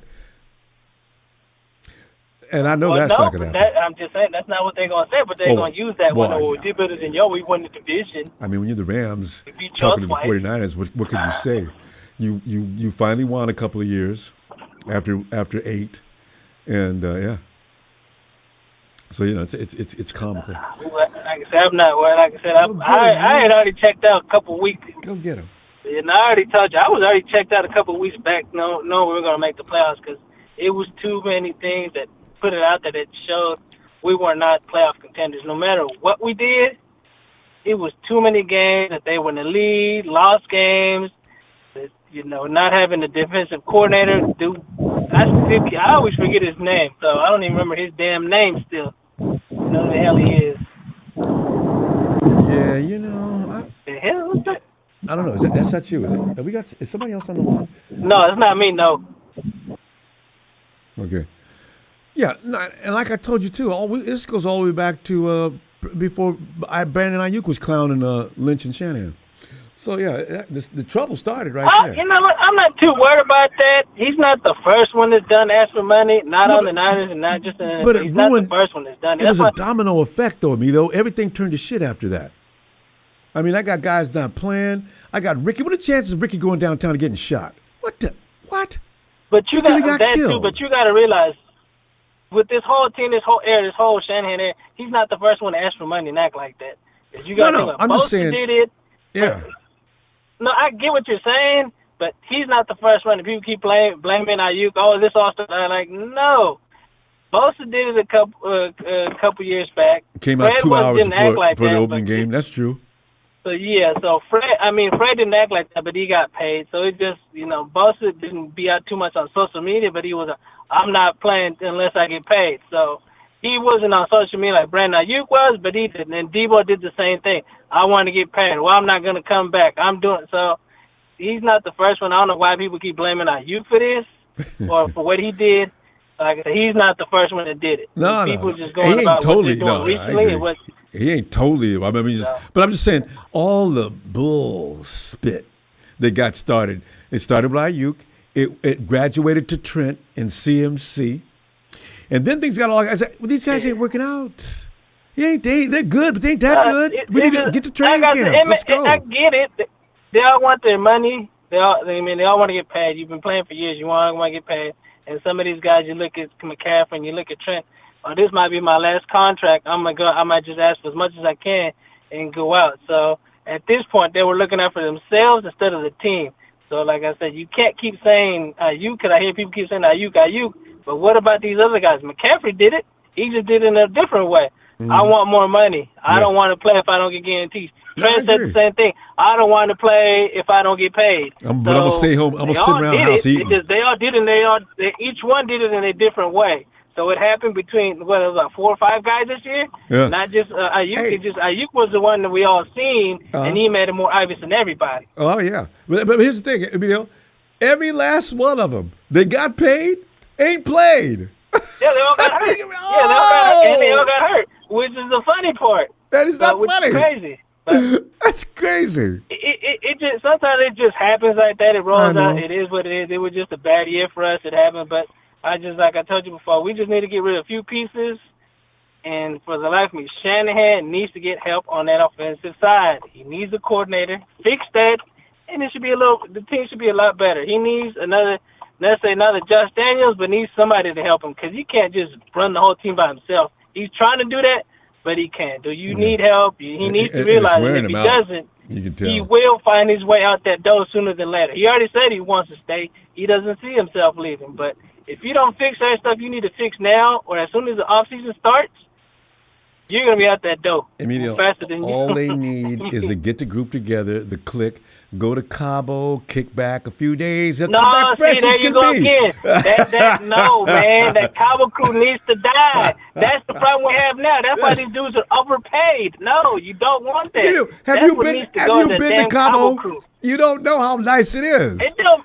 I know it don't matter. You can go somewhere nice. Period. It don't matter. It's not just the only place in the world you can go to relax and have fun and chill back and have mimosas or pina coladas. You can go somewhere else. That's just some bullshit. They need to get rid of that whole crew. I already told you a couple of ones that need to go. Juice needs to go. Deebo needs to go. Trent needs to go. Like I said, that Cowboy crew needs to get cut. They need to cut that out. That's why these dudes get big at it and they want to be friends with Kyle. Oh, Kyle, we got your back. No, man. Kyle needs to be turn into Belichick. Dude, you want to be on this team? I need you to do. If not, you need to go. Let me see you Sunday, fam. I love it. And you're right. For the most part, I got no disagreement. All right, fam. I'll see you Sunday. You have a good night, man. You too. That video. Mr. Black Eyes, I'm just mad on that quitting BS. WTF you doing?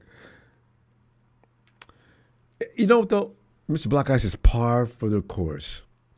You know, this season has been filled with these little weird dramas. Like I said, from the beginning of the season all the way to now. Now, you know damn well, this season you can actually put it in one line how bad it was. Swept by the Rams? Hey, Michael, are you having potato chips? I'm here. No, I just put a bag of marshmallows.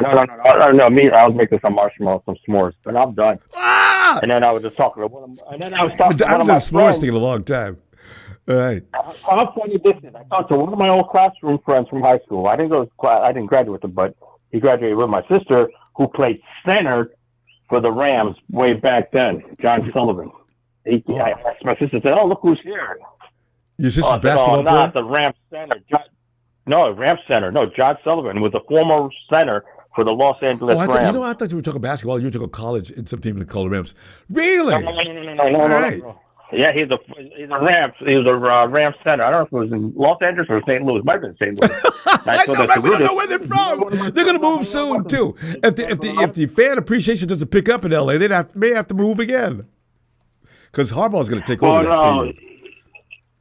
Well, I know what it is. He got injured, and that was it. He said that was it. He says the fans were just cuckoo. He says the LA Ram fans, like the fans. I said, "Oh, you got to be Rudy, too fruity. He's cuckoo." For Cocoa Puffs? I said, "That's what's going to hang out with the Ronbo sports crew, man. Take that Rams jersey and throw it down the toilet." I said, "Hang out with Ronbo. He's awesome." So it was in here. Oh, man. The thing is, we're subjected. Go ahead. Now, the Rams do play Seattle, I think, one more time. I think at the end, the last game of the season. That's the last game of the season, Rams Seahawks. That might be prime time. That sounds right. I couldn't remember. I know the Rams or the Seahawks play somebody, but their schedule's a little more difficult than the Rams. Well, the Rams have it easy. They got the Jets, and I think they got the Cardinals, and then they got the Seahawks. Okay. The Jets may finally get pissed off enough. Because if the Rams aren't going to play any better defense than they do, Rodgers is going to light them up. And light them up. Yeah, and I don't know. That's not a given. They don't necessarily have to win that game. So, hey, Rudy, how messed up that would be? You lose your next three, and we win our next three. I don't want anything to do with the playoffs at this point. I want these guys to go get well and get your ass back out there. At least we jump ahead of the Rams if we can win the next three, and they lose the next three. At least that'll be one good year. Well, yeah, and the Hawks win the division. Yeah, I'm okay with that. I'll go with that. You go with that too, and I think a lot of 49 fans will go for that. You don't know if Detroit's going to rest a lot of guys by the end of the year. If Detroit starts resting, you know what I mean? That's right. Because they got the number one seed going that last week. They're definitely not going to run their starters out there. You're right. I mean, if they beat Buffalo this week, Detroit, and they beat Buffalo, and they beat whoever next week, they're going to rest their guys when they play us. Yeah. JM617. Eric is a Hawks fan, by the way. I just want you, in case you didn't know. But go ahead. Oh, I know that. No. JM didn't know. He's calling Eric a Rams fan. That's like calling somebody a bad name. Can you imagine somebody calling you a Rams fan? No, we got to fight now. One of our old friend, Nicole, she's a Seattle fan. She's from Seattle, so she's a big. Her and I used to brag. Seattle and San Francisco. We used to brag. But no, I just hope Seattle wins the division. And even if the Rams win the division, they're not getting out of the first round. They're done. They're roasted. Rudy's toasted. They're done. And anybody in the NFC West probably not, like you said, it's going to be between the Lions, the Eagles, possibly. Look out for Jefferson, though. You know what? Minnie could, because Minnie's defense is really decent. And I got Jefferson and that other prodigy on the other side. That's a scary duo of wide receivers. Watch out, too. My sleeper would be watch out for Washington somehow. Yeah, if they find their way back to where they were going in the beginning. So the Eagles, Washington, Minnie, and Detroit. Yep. And Pittsburgh's going to be my sleeper. Pittsburgh and Denver AFC? are the two sleepers in the AFC. Yep. You got to watch out. Pittsburgh's got a I'm good pulling for defense. Pittsburgh, too. Because who thought they were going to do this? That'd be nice for. How would you feel for a Pittsburgh and Philadelphia Super Bowl? The Pennsylvania Bowl. God, talk about tradition. God. That'd be a my battle. God. That's how delusional Rams fans are. They think Puka and Cup are better. The Jefferson alone is better than. When you're talking to Rams fans, it's just comical.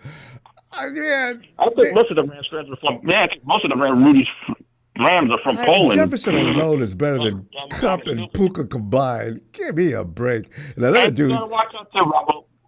We got to pray for Atlanta Falcons. We got to pray for Tony Rice Falcons to somehow get in, somehow sneak in. There's something. I'm praying for that, Joe. They're doing something wrong. Cousin. Yeah. Cousin, I think is going down. I think it's time to switch quarterback eventually by next year. That's something with Cousin. Maybe that offense is not good enough. Like Minnesota had a better offense. No, Cousins is Minnesota not. had a better offensive line than Atlanta. Yes. Cousins not doing what he was supposed to do. No. He leads the league in INTs. Michael, that's a coach's fault. Stop throwing the ball. You got two of the best running backs in the league. Let him run. Two running backs they got. As Tony said, they got two running backs. Use them. Bijan, and Algier. They got two good running backs. And they're good. You know? Eric, I'm sorry, Eric, about the trash thrown at you. People don't know you, man. It's some of these clowns that come in here. We love you, man. Rams fans, you better start respecting females, man, because trust me, you see any 49er fans in person, you disrespect their wives, bye-bye, adios. Trust me. You gotta respect. Everybody's got to respect females. I don't care if they're 49er fans, Giants fans, and Cowboy fans. We got to respect the females.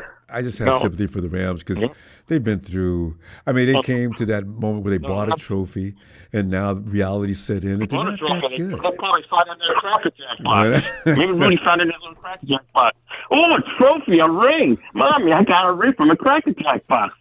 Probably got a blow pop ring, too. We got to go, though. Hey, let me see. I'll see you Sunday. Sunday after football. That's right. Go Eagles.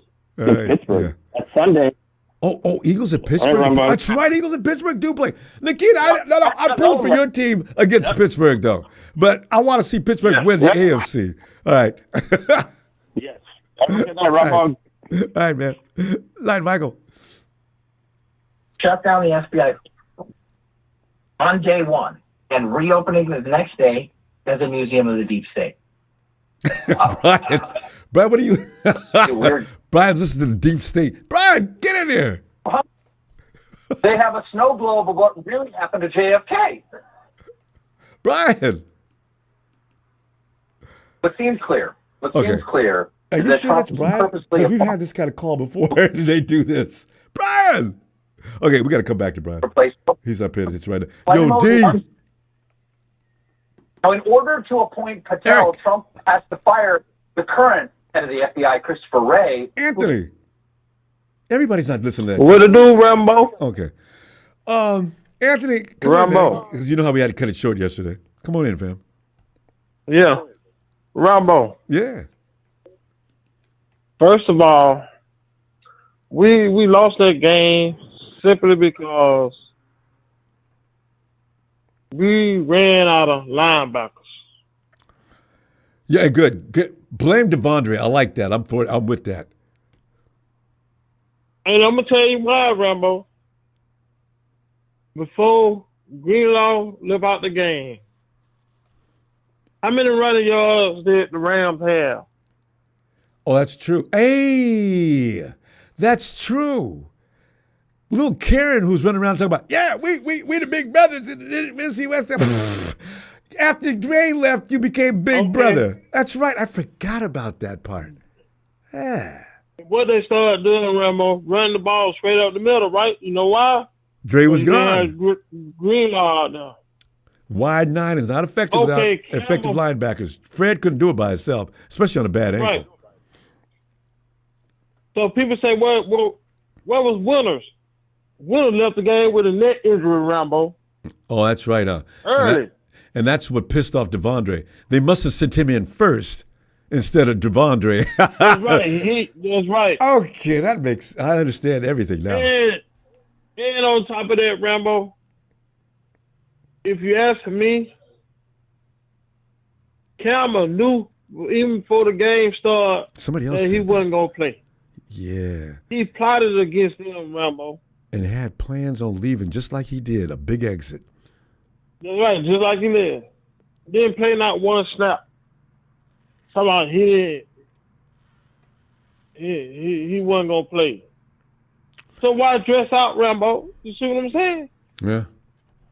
And Ian Sharp asked a good Because question, he though. knew. Anthony, Ian Sharp asked a question. He lost because of the offense. You know what? The thing is, the offense did need to be on the field longer than they were.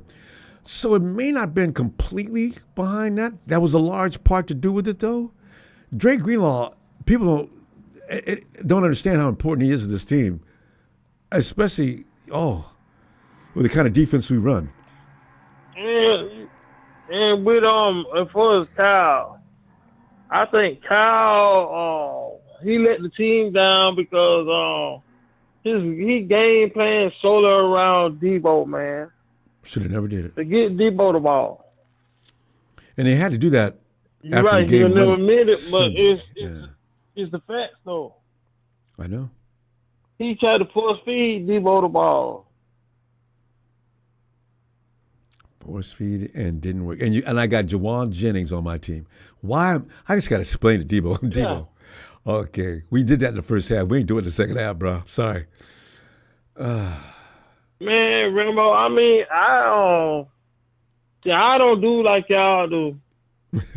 When we lose against a sorry team that I know we're supposed to beat, see, y'all won't go back and watch the game. I'm a student of the game, Rambo. I do it the same night. I don't care if I have to watch it twice. Rambo, if you go back and look at that game, you'll see the disgust on Jawan Jennings' face when they found out Kyle had made that plan, game what's plan. Game plan around Deebo. I know. You can see the disgust on Jawan Jennings' face. And knowing that we have to depend on Deebo, knowing he's got 500-something yards on the season. No. I mean, yeah. Right.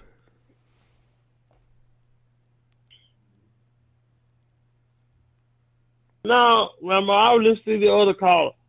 Get rid of Kyle. Rambo. You know as well as I know. All of these people that are hollering at is people that's born in maybe the 90s, maybe the late 90s, and as far as me and you, Rambo, I've been a 49er fan since the 80s, man. I'm 52 years old, man. And that's why. So we done seen ups and downs. Right. That's why you can't get mad at youngsters getting mad about the 49ers because they don't understand. You can't look back on that and be able to appreciate you hit the nail on the head, experience Rambo. that moment. Yep. Rambo, you hit the nail on your head when you say they don't understand. Yeah. And also, the continuation between the Cowboys, the Rams they were involved every now and then, but they were not a big deal. And they still aren't a big deal. No, the Rams. I mean, the Rams, they got 2 trophies in 70 years of existence. What is that? I can only It's not on the same level. The only time I say the Rams was good, the only time the Rams was good when they had Marshall Faulk as a running back. Yeah, and it was in St. Louis. You know, because the thing is... it was St. Louis then. Yeah. This is... So they're not... Other than that, Rams, I can't remember when they was good. You know, because look at the Rams. You don't see any Steeler fans, Cowboy fans, Patriot fans carrying on like them. You know, because everybody else has been there, done that. They've not been there. Yeah, And they certainly haven't done They're that. terrible.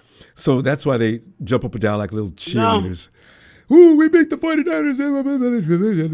And then they go on and on. Oh, Rambo. Rams, I got news for you. You got 5 years coming up on that trophy. Pretty soon. Uh-oh. I will say this about that game, Rambo. Because like I said, I went back and watched it. Cal needs to learn how to manage the clock. Why would you let the time tick out the clock? You had 40-some seconds on the clock. Nah, you pretty much could have drove down the field and keep the field goal. You see what I'm saying, Ramo? He's I don't know. He didn't ask for Brock Purdy, man. Rambo, it was like when Brock Purdy threw that interception.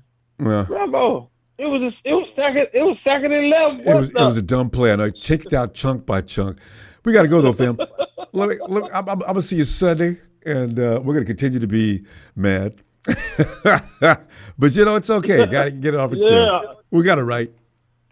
All right, fam. I mean, losing the Rams does it get any suckier than that? We got it right to complain. All right. I'll see you Sunday. Yeah, man. All right. Night, fam. All right, Rumble. Yeah. Appreciate it. Appreciate you, fam. Night Empire 541. I'm going to take Tomlin for head coach. It's available this offseason.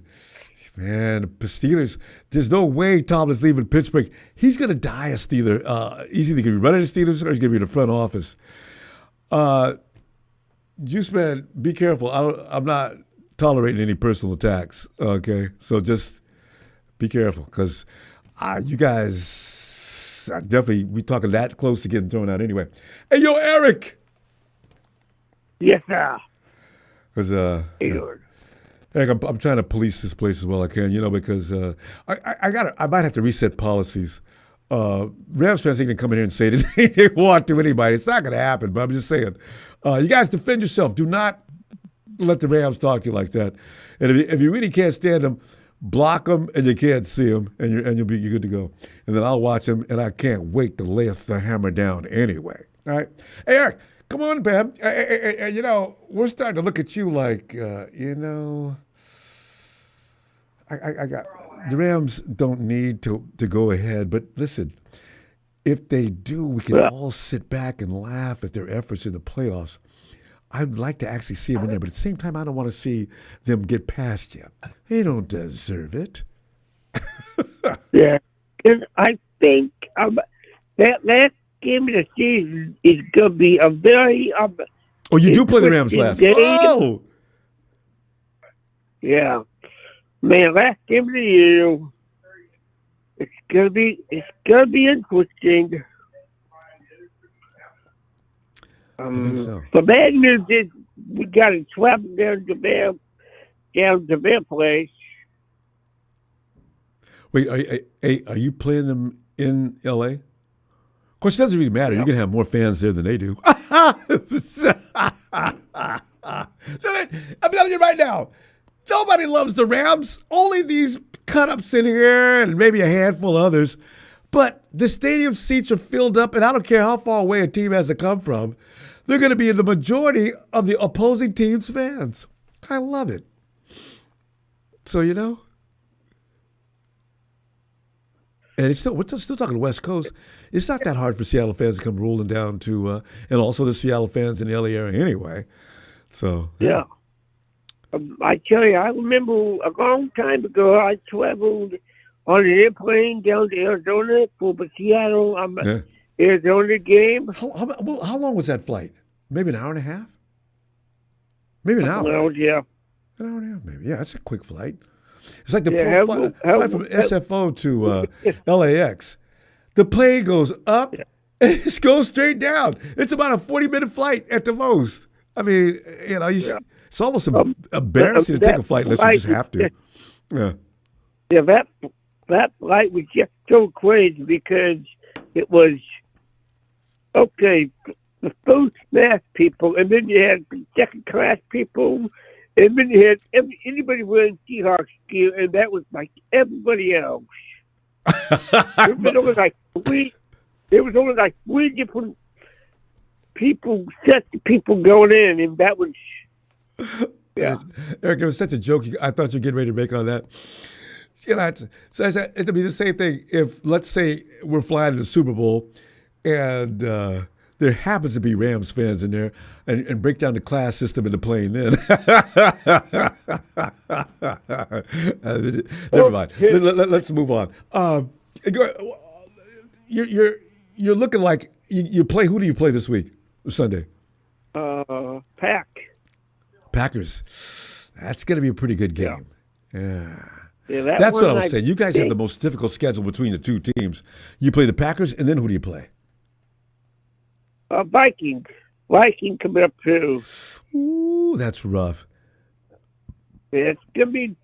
You know what, though? If you could just win one out of two of those and come in and the Rams at least be tied with the Rams, because there's no guarantee the Rams are going to beat the Jets. But if you come in tied, it's your game to win.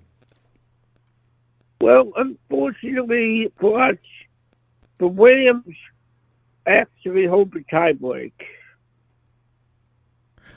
Oh, yeah, they got tie break on us too.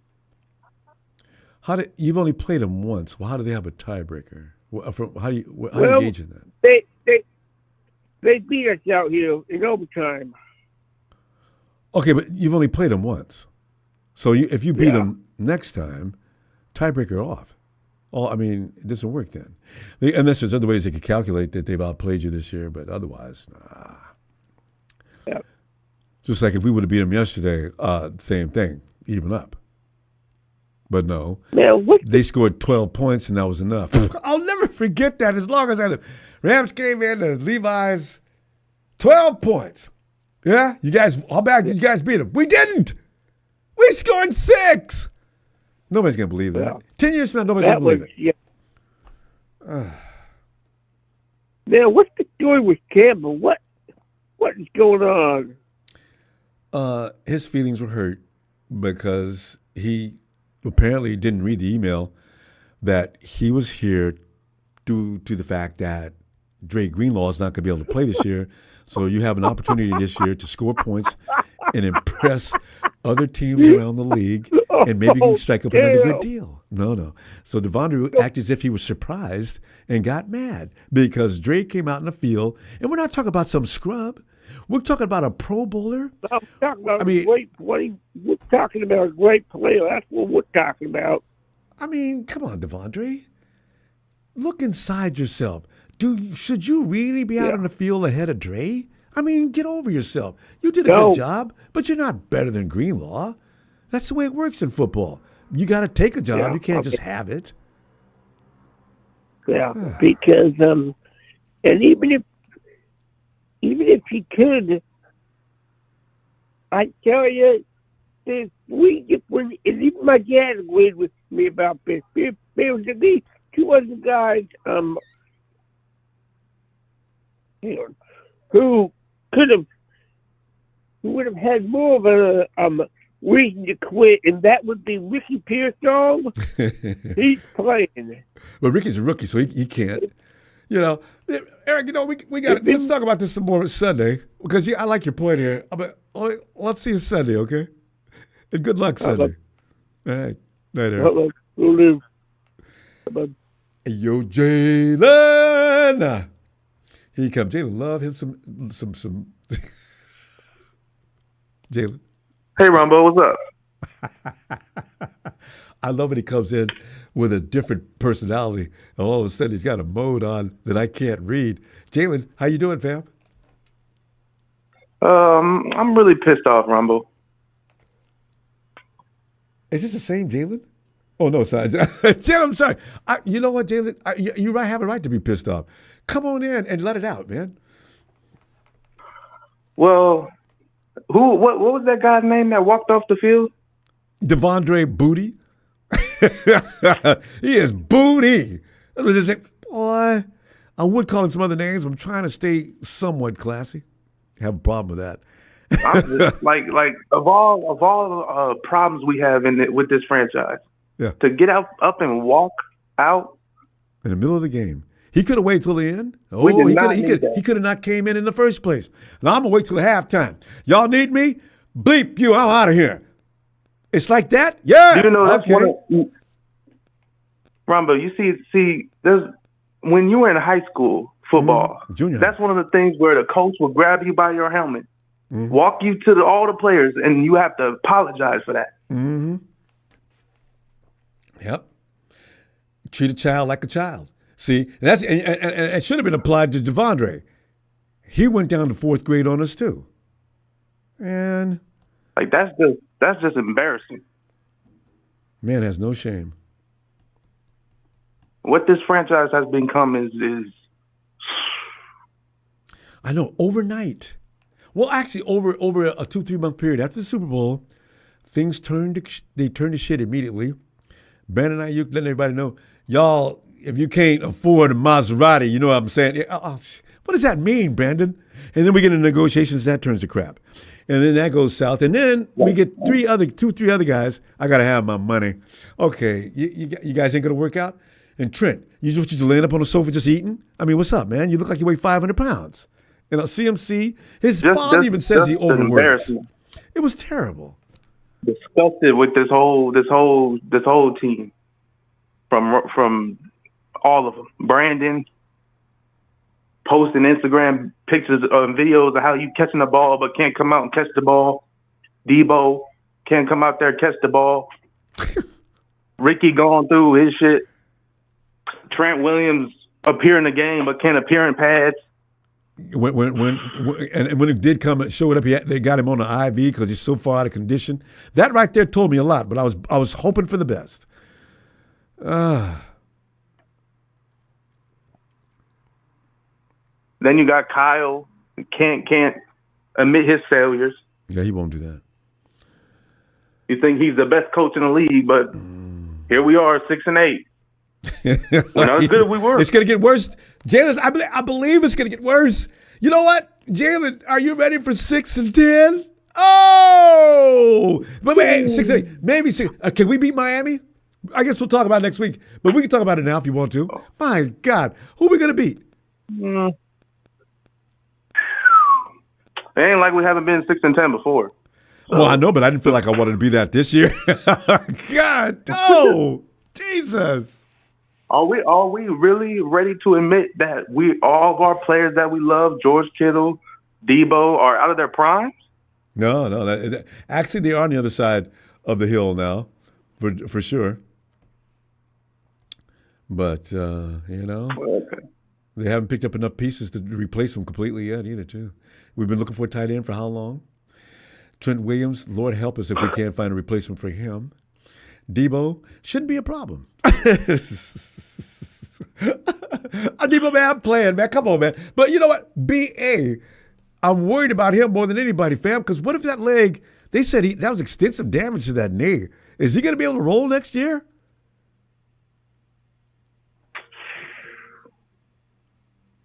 Probably not. You got to think about it, don't you? I don't know.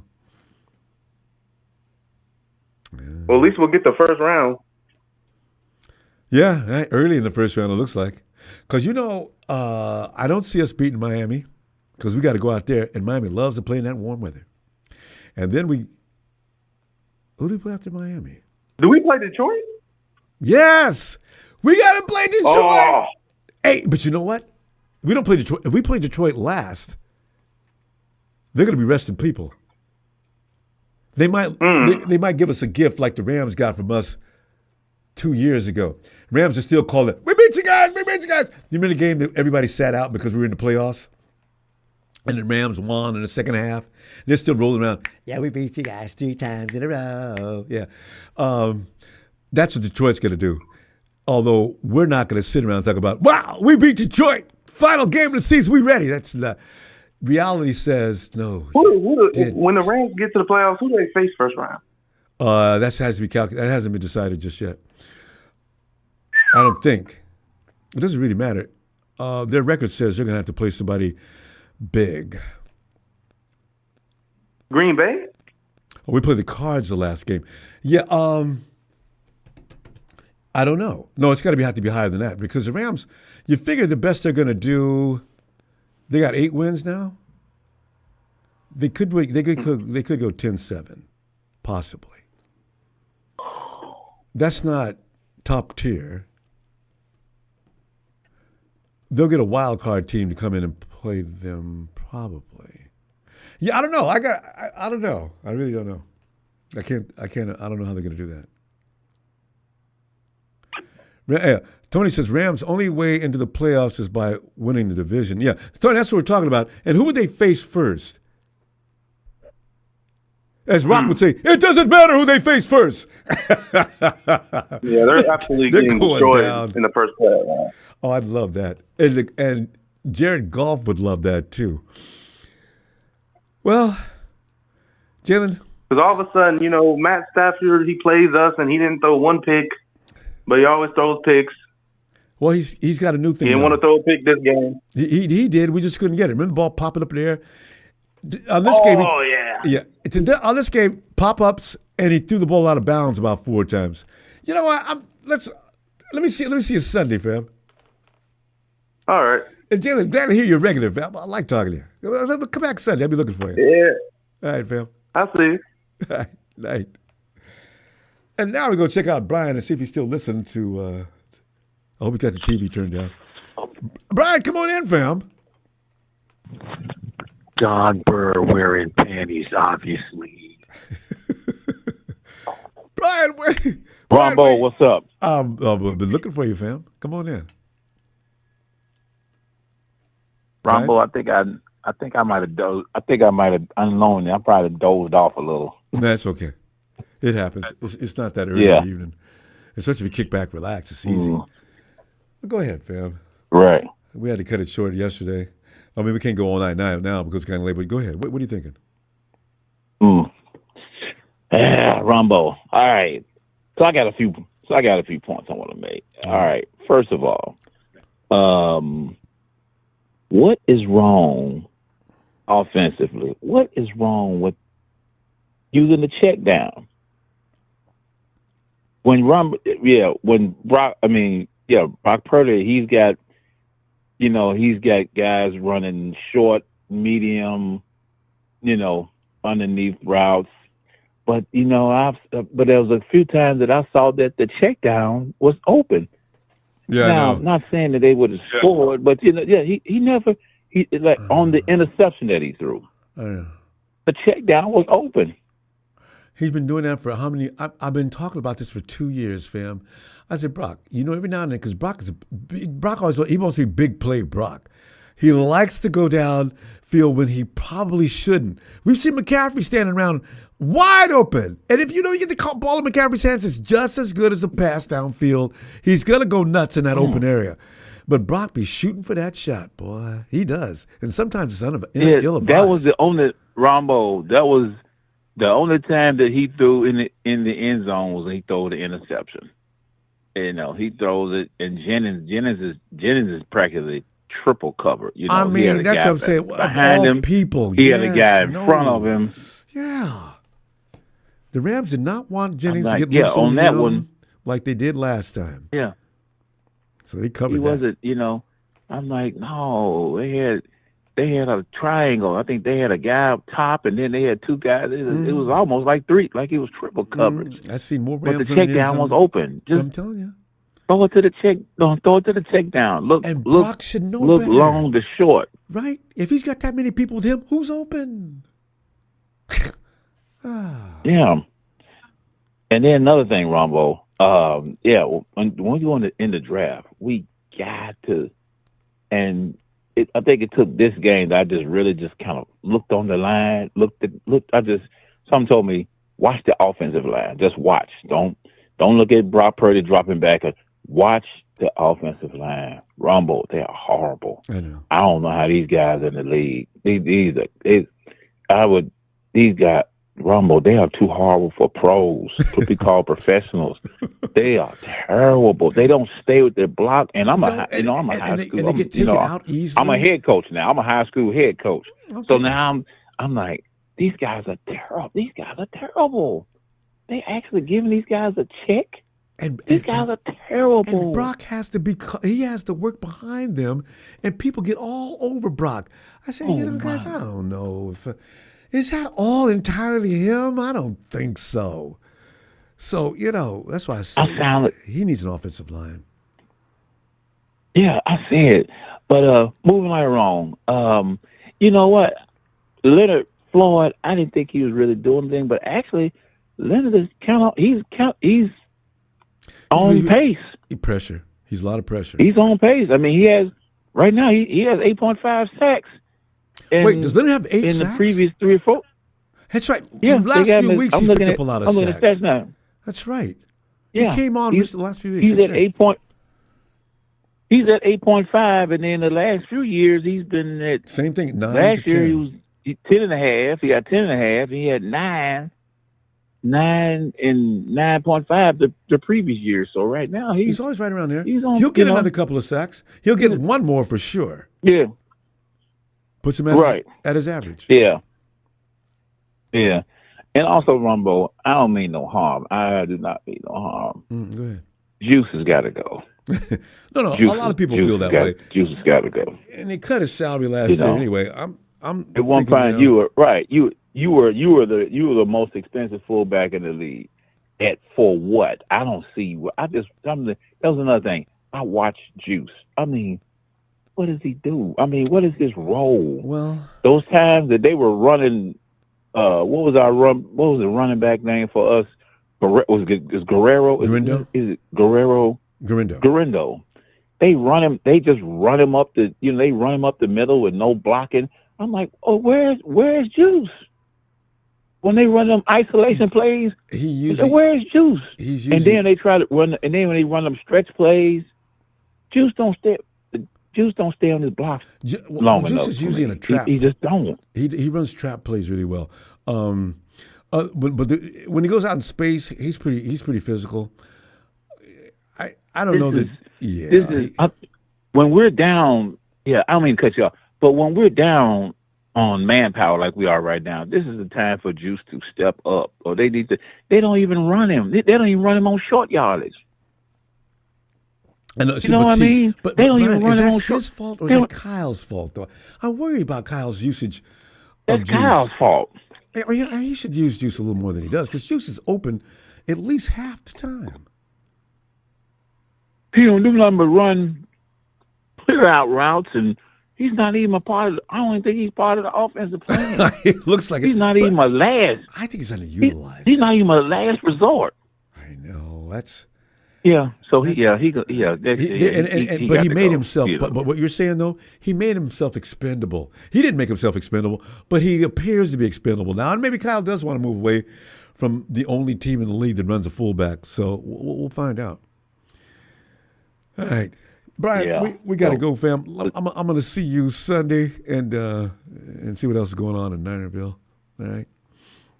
Yeah, Ramos. Those are the outlooks that I wanted to point out. But in the meantime, between time, shout out to you, man. Shout out to the faithful, and always shout out to the production. The law is out. Thanks, man. Appreciate you. You know this. Night, Brian. Yeah. Time to lick our wounds, Ronbo. Let's lay back. It's over. Relax, it's over. Heal up, work out, get ready for next season. All right, fam. Have a great night. Yeah. All right, Ronbo. All right. All right, some of you new trolls, Juice Man, no political overtones. There'll be no bigotry. You want to be a bigot, go over to Rudy's place. Leave gay people alone. Don't refer to people as gay people. They want to know their sexual orientation. They will let you know. Otherwise, stop it. All right? You guys, what you got, learn to talk football. All right? And Niner fans, teach them to talk football so as to keep their level up, okay? Please, guys, don't indulge them in them stupid conversations. Move them another way. I'll see them, and they will get ejected. All right. You know what? Hold on a second. I'll be right back.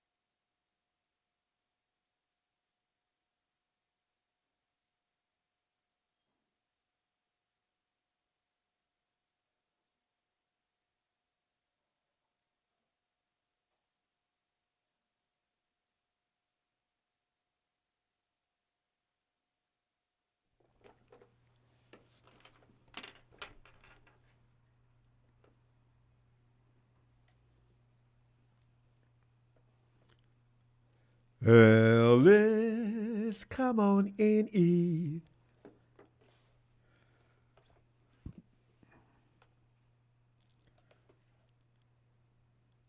Ellis? Microphone right here, man. I had to go to the bathroom. It's okay with you. Ronbo. There he is. Hey, come on in, fam. What's happening? Ain't nothing happening, man. We're sitting back What's happening? after 5-6 years of total domination. You know, I love it. Yesterday somebody said, yeah. So the other, because you know the Chiefs actually, you can call them. Let's see, what do you call what the Chiefs are doing? Actually, at this point, winning this many times, it is a dynasty, isn't it? So the Chiefs dynasty, 49ers are the dynasty light. Because even though clowns like the Rams and these other teams are talking about, oh, you guys, they've been underneath our finger for how many years? So, you know, we may have not won the Super Bowl, but we was the closest thing to it. But anyway, fam.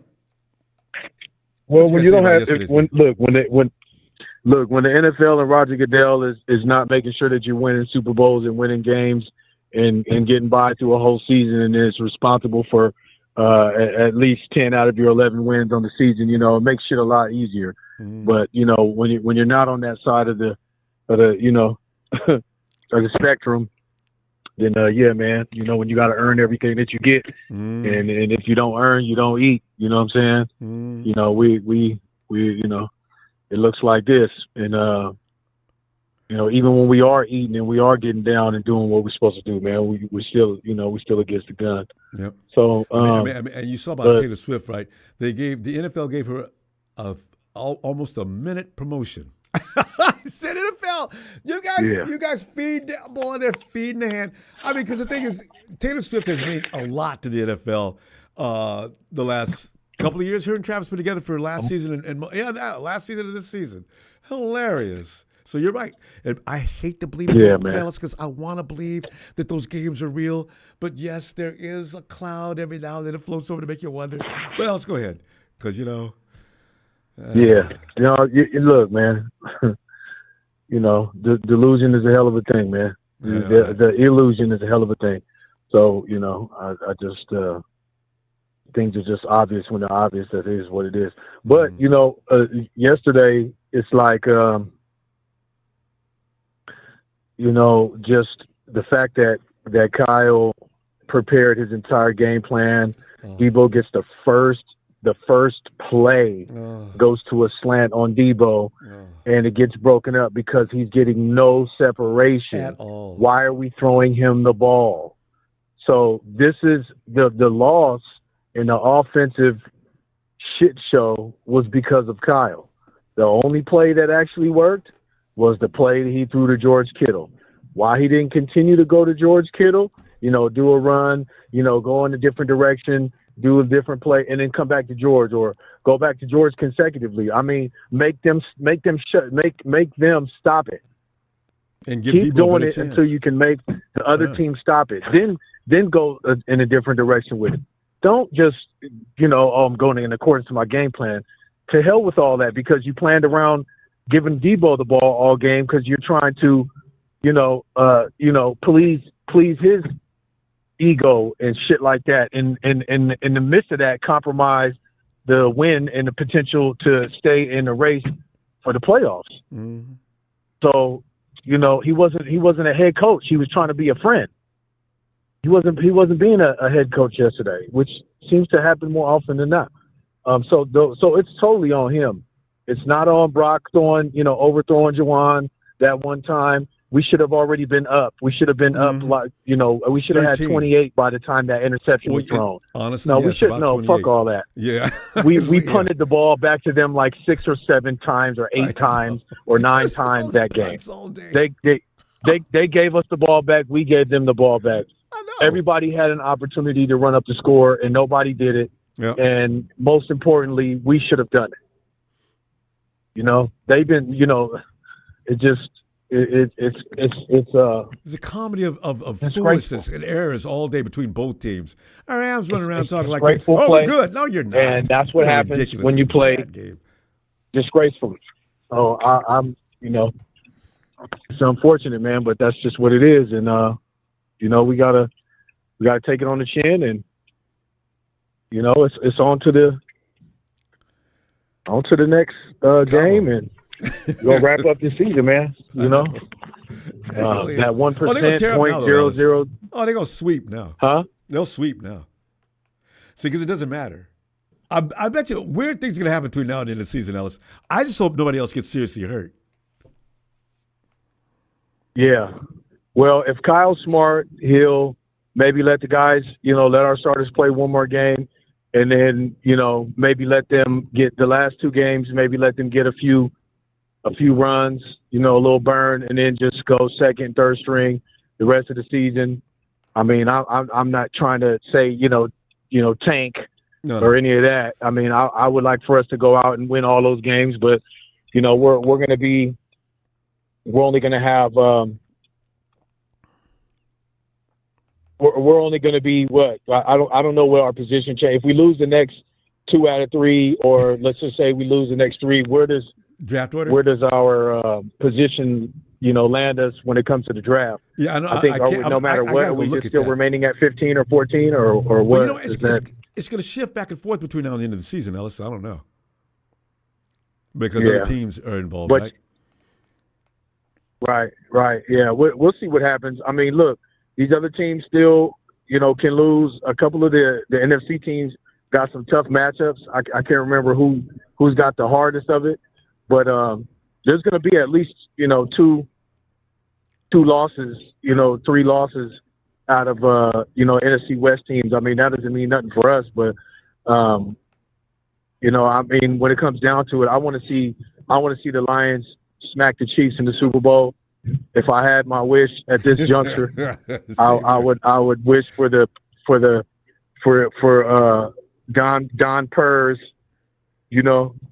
Detroit Lions to beat up on the Chiefs. And I would prefer them win over anybody at this point. They're a good team. They've been playing lights out this year for the most part. You know what I'm saying? They had a couple of close games, but they've been balling out. So well, no hate, no nothing. No, I can't hate on him because Don Burr is actually amusing. But fam, I'm gonna see you Sunday and pick it up. I can't wait to see what happens next. I want to hear about Devonder's exit and how ritual it is as he leaves. Well, the problem is if another team decides to sign him, that's what's going to piss me off. So hopefully they found a way to block him from being able to sign to any team, at least for the remainder of the season, and he can go ahead and sit on that and him walking out and doing what he did without having the luxury of going to try to get with a contender. That's what I'm hoping they'll find a way to do that. All right, anyway, y'all know what it is, man. Hit that like and subscribe. Shout out to the faithful. And, yeah, man, you know what it is, man. Shout out Tony Tone. Shout out Frank. Shout out Donut and Tanisha Show. The Dragon family. Shout out to Chat, man. Get litty. And Ronbo, keep an eye on the clown on the circus, man. No, I know. No, we got to get the circus about the chat, man. I can't wait to weed them out. All right. Got you, Ellis. All right. See you Sunday. Good night, fam. 410 O'Brien. What up? What it do? What it do, Blair? Hey, Ronbo, is Friday night all right for fighting? Yeah, the Friday night fights. I mean, we always, we do it every week. It's an Elton John song. We haven't done very much Rams. This is how they get their jollies off. So, that's why I find it amusing more than anything now, because they're little weak things to say. And my favorite is Rudy deleted every trophy we got. Well, you guys haven't won a trophy in the 21st century. Well, you guys won one in 99. Do we delete that one too? I mean, it's just such a childish thing. So you don't want to respect. I'm glad you. Go ahead. Yeah, I'm sorry. I agree with you. I'm glad you bring up Fruity Pooty Rudy. Ronbo, he's been posting videos of yours on his X. Have you seen that? No, I have not. Oh, about things that we said that he can incriminate? Yeah. Now, does he have permission to use your face on his channel? Just wondering about on the X? YouTube stuff. On X, I think I'm not sure how it works on X because there's no monetary. Yeah, because I think he's got to have your permission to use your videos. Just thought I'd throw that at you. Check it out. I'll see how if he goes to the point where he pisses me off. I'm not in the mood for a lot of comedy from Rudy. Rudy's gone completely 3-year-old because he can never just say a few things about winning because they haven't beat us enough. Brian, this is what I'm talking about. They don't beat us often. So when they do, this is what you're going to get. They go nuts. Yeah. When we beat them, it's nothing new. But, this is why I always laugh at them. So, yeah. Well, I'll and I'm on the verge of block. It's time to block touchdown. Rudy anyway because he's getting really stupid about it now. I mean, be a man, Rudy. You're starting to sound like you look like an idiot. Okay, but go ahead, Brian. Yeah. Well, yeah, Mr. 1.8 subs. Bang bang escalator gang. I'd love to see him pull that shit in Levi Stadium. Yeah. I really would. So, but Ronbo, I was thinking about my other 49er, I won't call them faithful, but I'll just call them 49er fans, because I'm going on 50 years being faithful to you, especially. Thanks, 5 years I've been on your channel, man. That's right, huh? And it's thank you very much. And I have nothing but respect for you and production and everybody else that's involved with you. But I got receipts on these people that keep saying ridiculous things when they know that Kyle Shanahan isn't going anywhere. They can say all this hate, all this crap about the team's getting old, all this stuff about Kyle Shanahan ain't the deal, ain't the guy. Okay, Ronbo, do you remember a guy named Steve Mariucci? Oh, yeah, of course. Everybody was Mooch. Okay. Yeah. Now, as great as a guy as Mariucci was he anything remotely close to Kyle Shanahan? No, and actually, it pisses people off. We haven't had a mindset since Walsh. Shanahan's closest thing to it, actually. We've not had a coach like that. This is why people are so excited or anxious to get rid of him. Oh, I'm not. I mean, he messes up. Right. But the next guy might mess up to a point where you're going to say Shanahan was a blessing. So, yeah. Right. So I'm supposed to sit here and believe what these 20-some-year-old kids are calling and telling you about how bad Kyle Shanahan is. When I've been through the Mariucci years. We had players under Mariucci. Yeah. We had a Stokes and Owens. We had a Garrison Hurst. We had all these great players, and we never got a Super Bowl out of those guys. Am I wrong? No, I mean, it's absolutely right. So, I mean, Harbaugh wasn't a great mind to swish. Harbaugh was a great leader of men. But as far as him, but he didn't get it done either, Ronbo. And I don't see him getting the hate that Kyle is. That's what I kind of right. And he had Greg Roman running the offense. I did like Fangio, but I don't put Harbaugh past. Hey, Brian, you remember when we said after we got through with Harbaugh, Tom Sula, Chip Kelly, really we just wanted to get a solid offensive mind as a 49ers head coach. It worked. And it can't work all and the that's time. That's what Harbaugh had. But again, he had that and he still didn't get it done. Yeah. I mean, we had a great offensive line with Harbaugh. Ooh, and the defensive line was offensive. That's the last years we had one too. That was an offensive line. Yeah, it was pimp. Oh man. Yeah, and Gore loved those guys. Gore would take those guys out to dinner. Remember, after a game before a game. Right. Yeah. So all this hate that Kyle gets, I think. Now, if we go into next year, and I believe a lot of our guys will be back. Yeah, there'll be a few changes, but do I want to get rid of the best fullback in the league? No, I do not. Yeah, I don't think a lot of it is. I know. I'm not down with that. A lot of people don't watch what he's doing. Actually, him and George are one of the reasons why the run game works when it does work. Well, again, they don't understand the fullback position. If he's not catching passes, I guess he's a failure. Am I wrong? That's how people look at Juice. Yeah, it's same with Kittle. And George, Kittle doesn't people catch gave him passes flack because too. because he's blocking for that horrible offensive line that we have. So, I'm not going to buy into this debate that our guys are getting old in their wash, because they're not. It's a lot of it is that offensive line, and I think we need to improve some of the defensive line as well. I mean, they're finally getting good because, they're all healthy. So, but that's the whole thing right there. I just want to let you know. I just want to let you know I have receipts for all these people that are saying that I'm too faithful and all this crap. Well, damn right I fucking am. Yeah, right?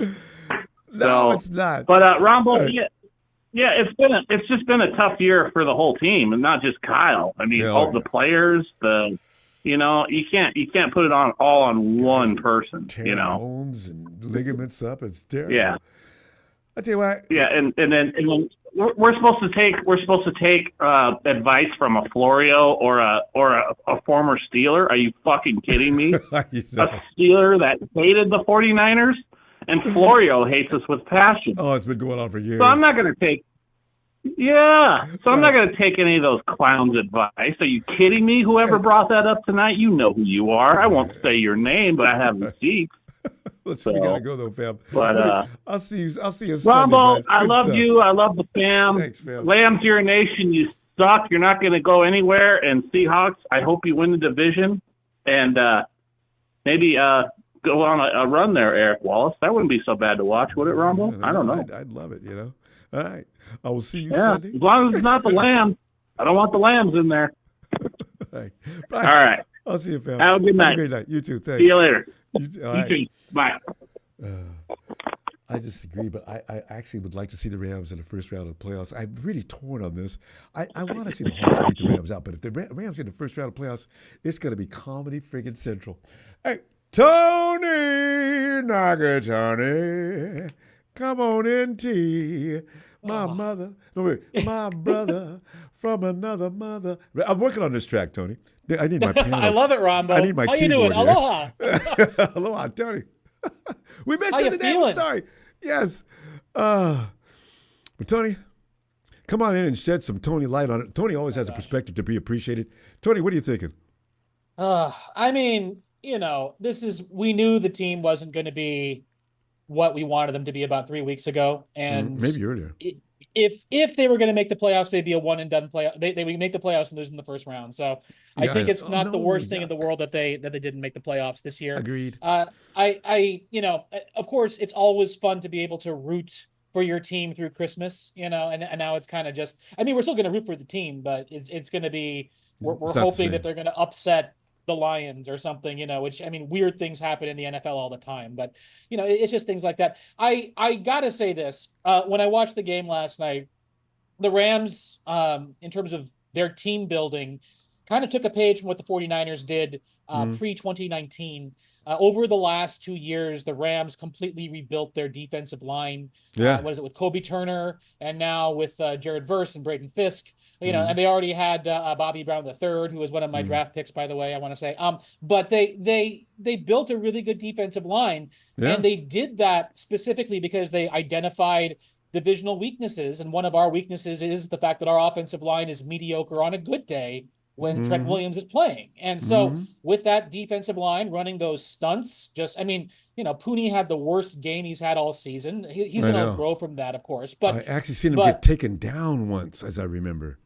They were running those stunts. Like they had him, and Brendel is not good, and but they did exactly what they needed to do to build parts of their team that could stymie Kyle's offense. Yeah, they're building their team to beat the 49ers. Of course they are. And that's what the Rams don't understand. They are the inferior team that has to catch up. And Tony, as he's lining it up here, you're making good moves, must admit. Yeah, they really are. And Sean McVay is every bit the offensive mind that Kyle is, but it's just their philosophy with how they draft and how they've been signing their people over the past 3 years. I hats off to them, but again, they're a little bit better than mediocre, and the Niners are basically a mediocre team this year. So the Rams, I mean, they have a quarterback. They're not going to go that far in the playoffs, though, if they make it, which is still a big if at this point because they have to catch Seattle. So I will say this: it was really awesome to see Dre Greenlaw back. And honestly, Dre Greenlaw looks stronger than he did in the Super Bowl. I mean, gosh, if his body would just, he'll be fine next season. I'm looking for Greenlaw and Fred. Yeah, they'll be back. Give him that full off season, and then it's just amazing. We get back. I mean, we need to extend Dre Greenlaw. That's the thing. If I was John Lynch after the first defensive series last night, I would have been on the phone right away with Dre Greenlaw's agent saying, "How do we get a deal done tomorrow?" Because he is, he and Fred playing next to each other are just fantastic. And similarly, a better duo. No, there really isn't. And I've given Huff a lot of guff over the past few years, but his leadership really showed over the last 2 weeks. His hard hitting, and it's a shame that his hand is broken. So he had that cast, and he couldn't catch those interceptions. He had INT. Yes, I know. Oh. So I mean, really, there were a few plays that if they had gone the Niners' way, I think the Niners actually would have won that game last night. But woulda, coulda, shoulda. You drop the picks, and then Brock Purdy. You drop the picks. Deebo drops the passes, and Brock Purdy throws an interception, and here we are. No touchdowns scored. So hats off to that defense though, and now I did something this morning that I was hoping to not have to do until February. But I did my very first mock draft this morning. So because there's people we're supposed to be picking up have already predicted who we're going to get in the first round. What tell us about this? No, well, I haven't done enough research to really know. So I was taking a look at PFF and just looking at their grading system for how they rate everybody. And quite frankly, here's what it comes down to. The Niners are going to pay Brock Purdy this offseason, and I suspect they're going to overpay Brock Purdy. Yeah. I am of the belief, and, I love Brock Purdy. He's a great story, but Brock Purdy is not equipped to win games on the road in December and January. Yeah, he's just not. I'm starting to look that I mean, especially if he has to go to cold weather or, if it rains in San Francisco, he can't throw the ball very well. And so Mina Kimes actually on skeeted this morning on Blue Sky, basically about how the Niners need to make sure that, they should think twice about re-signing Brock Purdy because he hasn't proven he can play in weather. And that's just the darn truth. So it is. I'm not against re-signing Brock Purdy. I love the guy, but for me, the price tag is 3 years, $104 million guaranteed. So that's $34 million a season.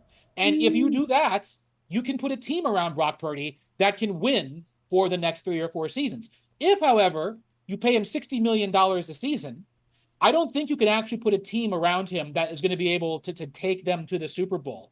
And so you ask about what I did in the draft. I anticipate Brock Purdy's agent, and, understandably so, we live in the age of greed. I mean, look who our president's going to be, after all, but I digress. He's going to be asking for top of market money.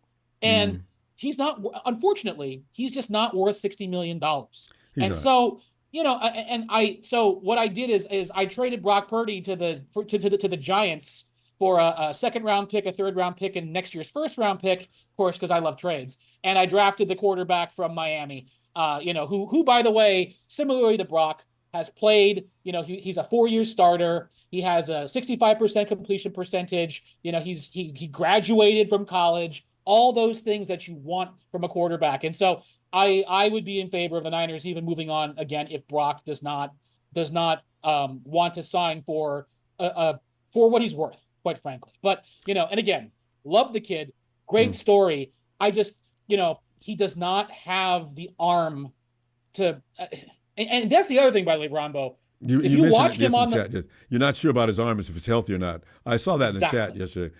Exactly. Tony, exactly. I wish it bring us back Sunday because I think we're going to get into this a lot between now and even the end of the season and any other things. Is Brock Purdy the guy you're going to sign, or what do you do? Because Tony, quite frankly, don't toy with him. If you're going to sign him, sign him. But listen, I don't want to get into any long games. Go get the other guy you're going to go get. But don't. That's my only fear. We have too much off-season. Dre Greenlaw. Don't pay Brock Purdy. That's my message. There you go. All right. Anyway, take care, Ronbo. Aloha. Aloha, Tony. I'll see you Sunday, hopefully. All right. Night, fam. Night. And it's the great Boz Zini. Boz! Oh, Ronbo, man. Happy holidays to everybody. Yes, indeed. Listening and waiting to come in here, it's uber frustrating. Oh, we're attacking each other. This is just typical 49ers BS. Ronbo, a guy quitting, he quitting.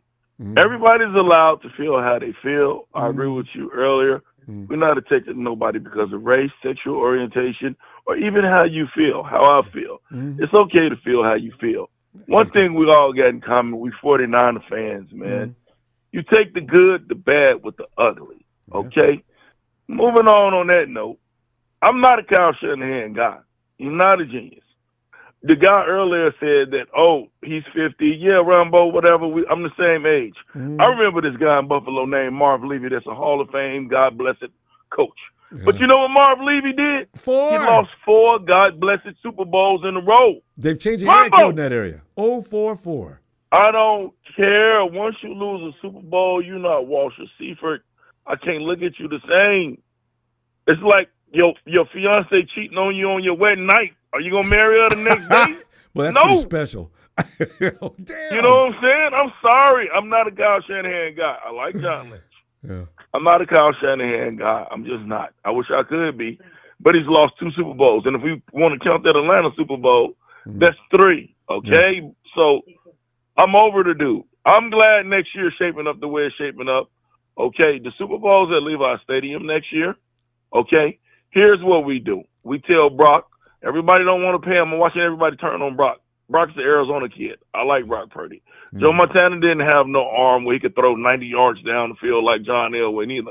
But he got the job done, if everybody remember. Well, yeah. 4 hey, times. You might have to play out. You might have to tell him, you were the last pick in the draft. Play out your contract. Prove it year. Okay? This is a prove it year. Get Greenlaw at a discount. You was injured. Get Hufanga at a discount. You were injured. Come back next year running back. If Kyle get us there and win, not get us there for a participation trophy and be like, oh, we made it again and lost another. No. If Kyle don't win, he got to fucking go. Excuse me. I ain't cussed all night, but he got to fucking go if you don't win next year. Period. If Brock don't get us to the Super Bowl and win, he got to go. It's simple. And we move on from there. We're going to still be 49er fans in 5 years, 10 years, long as the air in our lungs. It's real, real simple. Let Brock Purdy know. Okay, prove it, sir. This is it. Win us the Super Bowl. Kyle, you prove it. If this man don't make the playoffs next year in the Super Bowl at Levi Stadium, and my seats is $5,500 a year, Kyle got to go. Or all of y'all that talk this mess about how faithful you is, I'll send you my email. Send me some money for them tickets. I'm not going to go in there when ain't nobody buying no tickets and watch Kyle keep losing Super Bowls. I'm not going to do that, Ronbo. I'm not going to do that. So it's simple. I mean, that's too much. I know we got to make it short and sweet. Again, I love y'all. Happy holidays. Looking forward to the who do we have next? We don't have the Rams. The Miami game. Yeah, we get Dolphins. I don't care. Yeah, I don't care whether we tank, whether we win. I'm red and gold till I'm dead and cold. Shout out to you. Shout out production. Shout out to my man Lee in Southern Cal. Shout out to the Memphis Niner Empire, the Brooklyn, New York Niner Empire, man. And I'm gone. I ain't got nothing else to say. And you just said it all when you told us about how much them seats cost, and as far as this fooling around goes, you're just not in the mood for it. Yeah, I understand that. No, I'm not. I'm not holding on to nobody that's been lost 2 Super Bowls already. Don't compare him to Bill Walsh. That was insulting. I felt offended. I felt attacked. You know, the thing is, though, I'm trying to understand. Since Walsh left, I'm trying to find out a mind that was better than Kyle's. I couldn't come up with one, so that's why I said what I said. I mean, Kyle, for all his faults, he does have some quirkiness about him, but his brilliance is probably not nearly as good as Walsh, but it's in that vicinity. So yeah, it is. But you know what, Ronbo? Brandy made a hit song in 1998 after her song. She had one, "I Want to Be Down." You know what the hit song was in 1998? Her second hit song. It was Almost Doesn't Count. Almost Doesn't Count. Keep it up on the chart. What? All right. Man, I feel you on Ronbo that. almost doesn't I count. just don't. The only thing about I just want somebody to come in there and impress me. I don't want to have to say year It's later. an expectation, You know what, y'all? Ronbo. Remember how hard we was trying to get rid of Shanahan? Who is this man? This dude. We won 3 games. You We were know lucky what? to win them. I don't don't know that. if it's you, Ronbo. I don't know if it's Belichick. I don't know if it's the Chiefs' old offensive coordinator. I don't know who it is, but I will say to the other caller, I do like the idea. I like that kid from Miami if we were to draft him. But no, I'm gonna ride this one out with Brock and ask Brock to play on a prove-it year. You want $60 million a year? Tell him and his agent. The Super Bowl is at home, y'all. It's at home. Let's get healthy and let's focus on next year. We know we're not going, you know. Don Burr, I don't know where you at. Good luck to your Lions. Yeah. I hope the NFL don't cheat y'all, you know. No, they won't. And as far as y'all talking about, y'all want to see, Seattle and the Rams, I hope they both lose.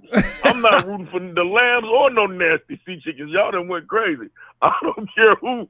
Whoever at the NFC West makes the playoff, I want them to get blown out 74-0 in the playoff. Ooh, period. I don't care. It ain't nothing. All right, fam. Man, I don't care about no nasty Seahawks or the Lambs, Ronbo. But I love you guys, man. And I love the faithful. But, man, when we not winning, man, we tear into each other. And it just hurts, man. It's going to get worse, too. Wait till off. It hurts, man. All right, fam. Always great to hear from you, Boz. I'll see you. If you got time, drop in on Sunday. I'll be looking for you. All right? All right, yeah. I'm going to check back in Sunday, man. I will do that, Ronbo. Night, fam. All right, good night. Yo, KC.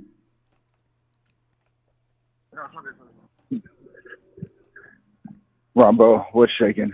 Casey, I'm no longer shaking. I was I'm weeks on, ago. I'm on ice. You know, you're really shaking. Casey, you're in San Jose. At least you got away from blizzard conditions and cold alerts and things like that. It was 17 degrees the other night. Yeah. Ooh, I'm the worst too. Pretty much 45, 32. It gets down to. I've been in 10 in New Jersey, Yeah, and yeah. I thought I was gonna die. So 17. Yeah, it gets is not very much cold in better. New Jersey. Shout out to Redman. But, it's been pretty much 60 degrees every day since I've been here. So it's pretty You nice. must feel like you want to wear shorts and sandals. Yeah, I'm kind of still in a honeymoon, man. I was gone for 7 years. I spent the first 25 years of my life here. A lot's changed. Yeah. It's a big city, especially compared to Reno, So Yeah, it's amazing how that happens, isn't it? You can go to places you haven't been to for a long time, and whoa, what's this? Yeah, I love that. Yeah. There's a lot of places that aren't here anymore. A lot of things that didn't make it through COVID and stuff like that. So COVID it's interesting. Changed the entire country, didn't it? Well, Casey, Yeah. But shout out to San Jose, Ronbo. I feel like it's a beautiful city, and I'm very proud of the people here. Yeah. So. And you should be. San Jose's cool. Silicon Valley. But Ronbo, I'm not here to talk about San Jose. I'm here I to knew talk that was about the coming. 5-time I was world waiting for it. champion, What are you here to San talk about? Francisco 49ers. And who happen to play in Santa Clara and need to get their ass back into San Francisco. Oh, how many of us wish that would happen? But I understand zoning regulations, prices of things, and because I said, And why hey, couldn't we take you over know, China Basin? We gave it to the Warriors. How come we could have put the 49ers? No, you couldn't. That would have cost Jed all the money he has, and that's a lot he's got. So oh. Well, and Ronbo, I'd like to say that the thing about I think Shabazz was he exaggerated that a little bit. I don't think Kyle losing the Super Bowl is as bad as someone's wife cheating on them before the wedding night. I don't think it's that bad, on wedding night. I think it's because Andy Reid lost the Super Bowl and then he won a Super Bowl. And Mike Tomlin lost the Super Bowl and then he won a Super Bowl. Bang, bang, Lions game. Mm-hmm. You don't have a Ronbo Sports anyway. Here we are. But you know what? Well, I'm supporting them due to that individual who loves to do that. He's so proud. And we have clowned him, Casey, for how long? Yeah. And now he's on Ronbo, the way they'll to the probably make it to playoffs the with the Super number Bowl. 1 seed. I think they'll make it to the Super Bowl. I don't know if they'll win the Super Bowl. I think if it is the Lions and the Bills, I think Josh Allen will be the best player on the field that day. And Hey, Monday somehow the night Bills will win it, but- Lions, Bills. They're calling it a preview of Super Bowl. But I am rooting for Jared Goff. I am rooting for the Lions right now. It's just such a tough league, Everybody's really good everywhere. I know, right? So people, except for the Niners, who Casey, did you hear what Tony just said? It's the case. Teams are building their teams to beat the 49ers. Yeah. And there's a lot of teams that run plays that look like the Niners, and it's just and have a pass rush because we don't have copycat an league. offensive So line. Exactly.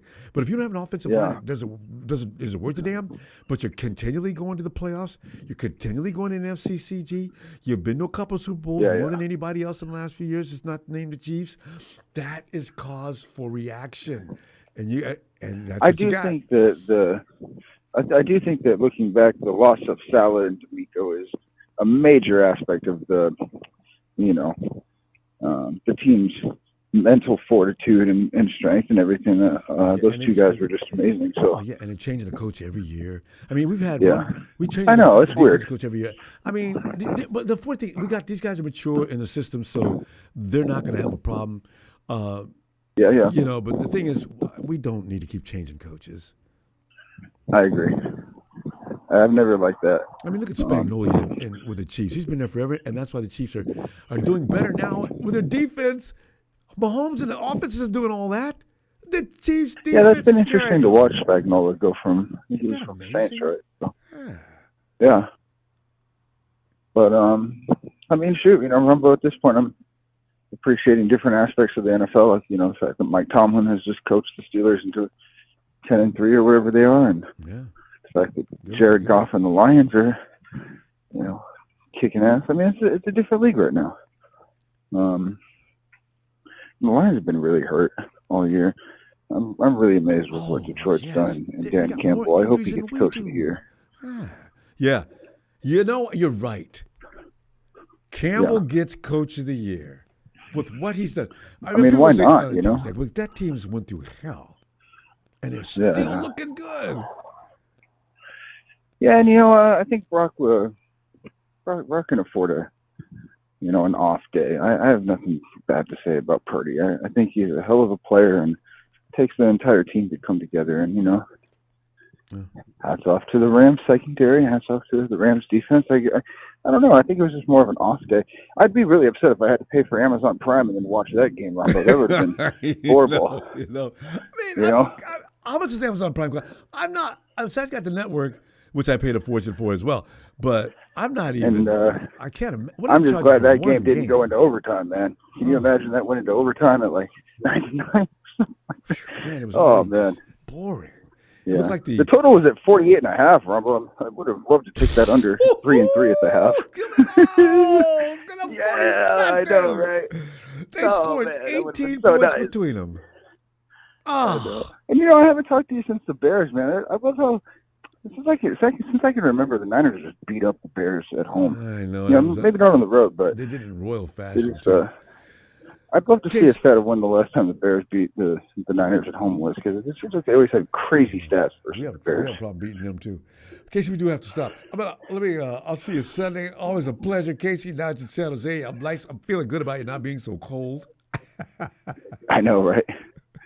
Yeah, it's the wind out there is treacherous. It's just the mountains and everything. But yeah, Ronbo, they're listening to us in Detroit and the Congo and the space station and the aliens that are all out everywhere right now. I don't know if you've seen these videos. There's a lot of aliens out right now, Ronbo, and I like to think that they're tuning into the Worldwide Ronbo Sports Show to listen to Reverend Ronbo. Those aliens don't have a Ronbo Sports. Neither do the Seahawks, neither do the Rams. Kick me out, Ronbo. I'm ready for next year, Ronbo. Let's go get that Super Bowl. Next year, Ronbo. All right. Next year. Papa! Later. Night, Case. Love you, man.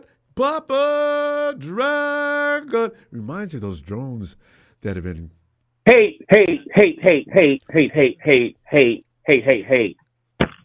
What's up? Am I at Ronbo Sports?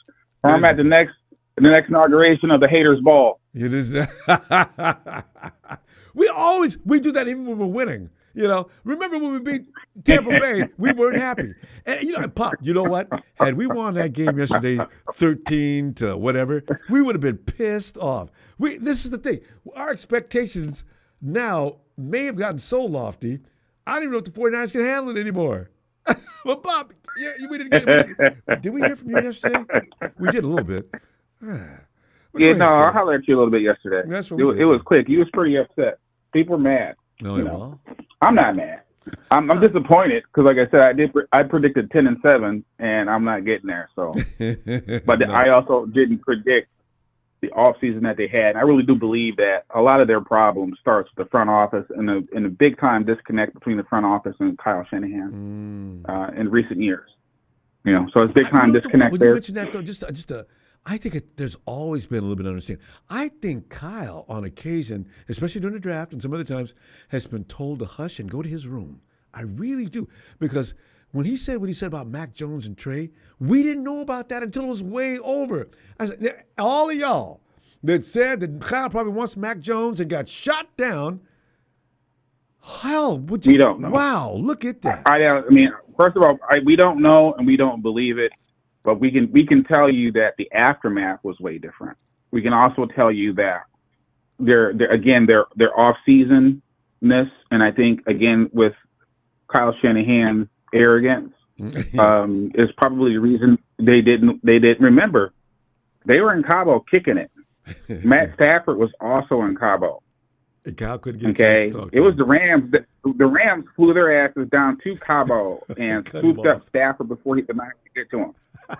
Remember, Stafford said he thought he was going to be a 49er. That was already in the news and the press, right? So, you know, basically Shanahan is laying back, smoking the big one. Yeah, him and Deebo. And basically, we got this. Oh, Deebo, we got this. You hear news, dog? If there's one thing the 49ers do, which is really, they need to change this habit, is they read their press clippings way too much. Yeah. Way too much. Read their press clippings about how great they are, and their favorite goes to the Super Bowl this, favorite to go to the Super Bowl that. And I don't look at that. I look at what you do in camp, what players show up, what you do in big games. And when you have big game players, you need to take care of big game players. And, you know, again, had they won the Super Bowl, who would the MVP have been? Juwan Jennings. This last one? Exactly. Yeah. Mm-hmm. Could have been Juwan Jennings. Yeah. You know, former cornerback. You know, I got a good comparison for him. I really think he reminds me a lot of kind of a mix between like Keyshawn Johnson and like what was that one receiver used to block the hell out of people? Hines Ward is who he reminds me of. Keyshawn, you're right. Keyshawn was long and lean and fast. Yeah. And if the point of the leap, oh man, Keyshawn was going to win. Mm-hmm. That. Yeah. I'm not seeing you know, and then all they did this year either. Come to think of it. Yeah. Yeah. So the front office, they try to hold a line on how they're going to pay a player. Usually they're way too cheap and they negotiate very hard. And at the very last minute, Kyle Shanahan steps in and says, get the deal done. And then they have to get the deal done. So by that time, there's been out here. Kyle, could you give us just a few more minutes? We can get this done, Kyle, if you just stop coming in and raving. Yeah.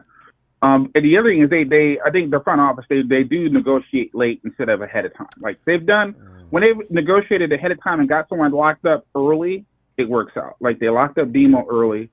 They got, Greenlaw signed early. Right.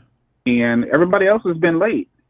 And then now on top of late, then you got to deal with all the social media drama. Oh. So yeah, this season was over before it started.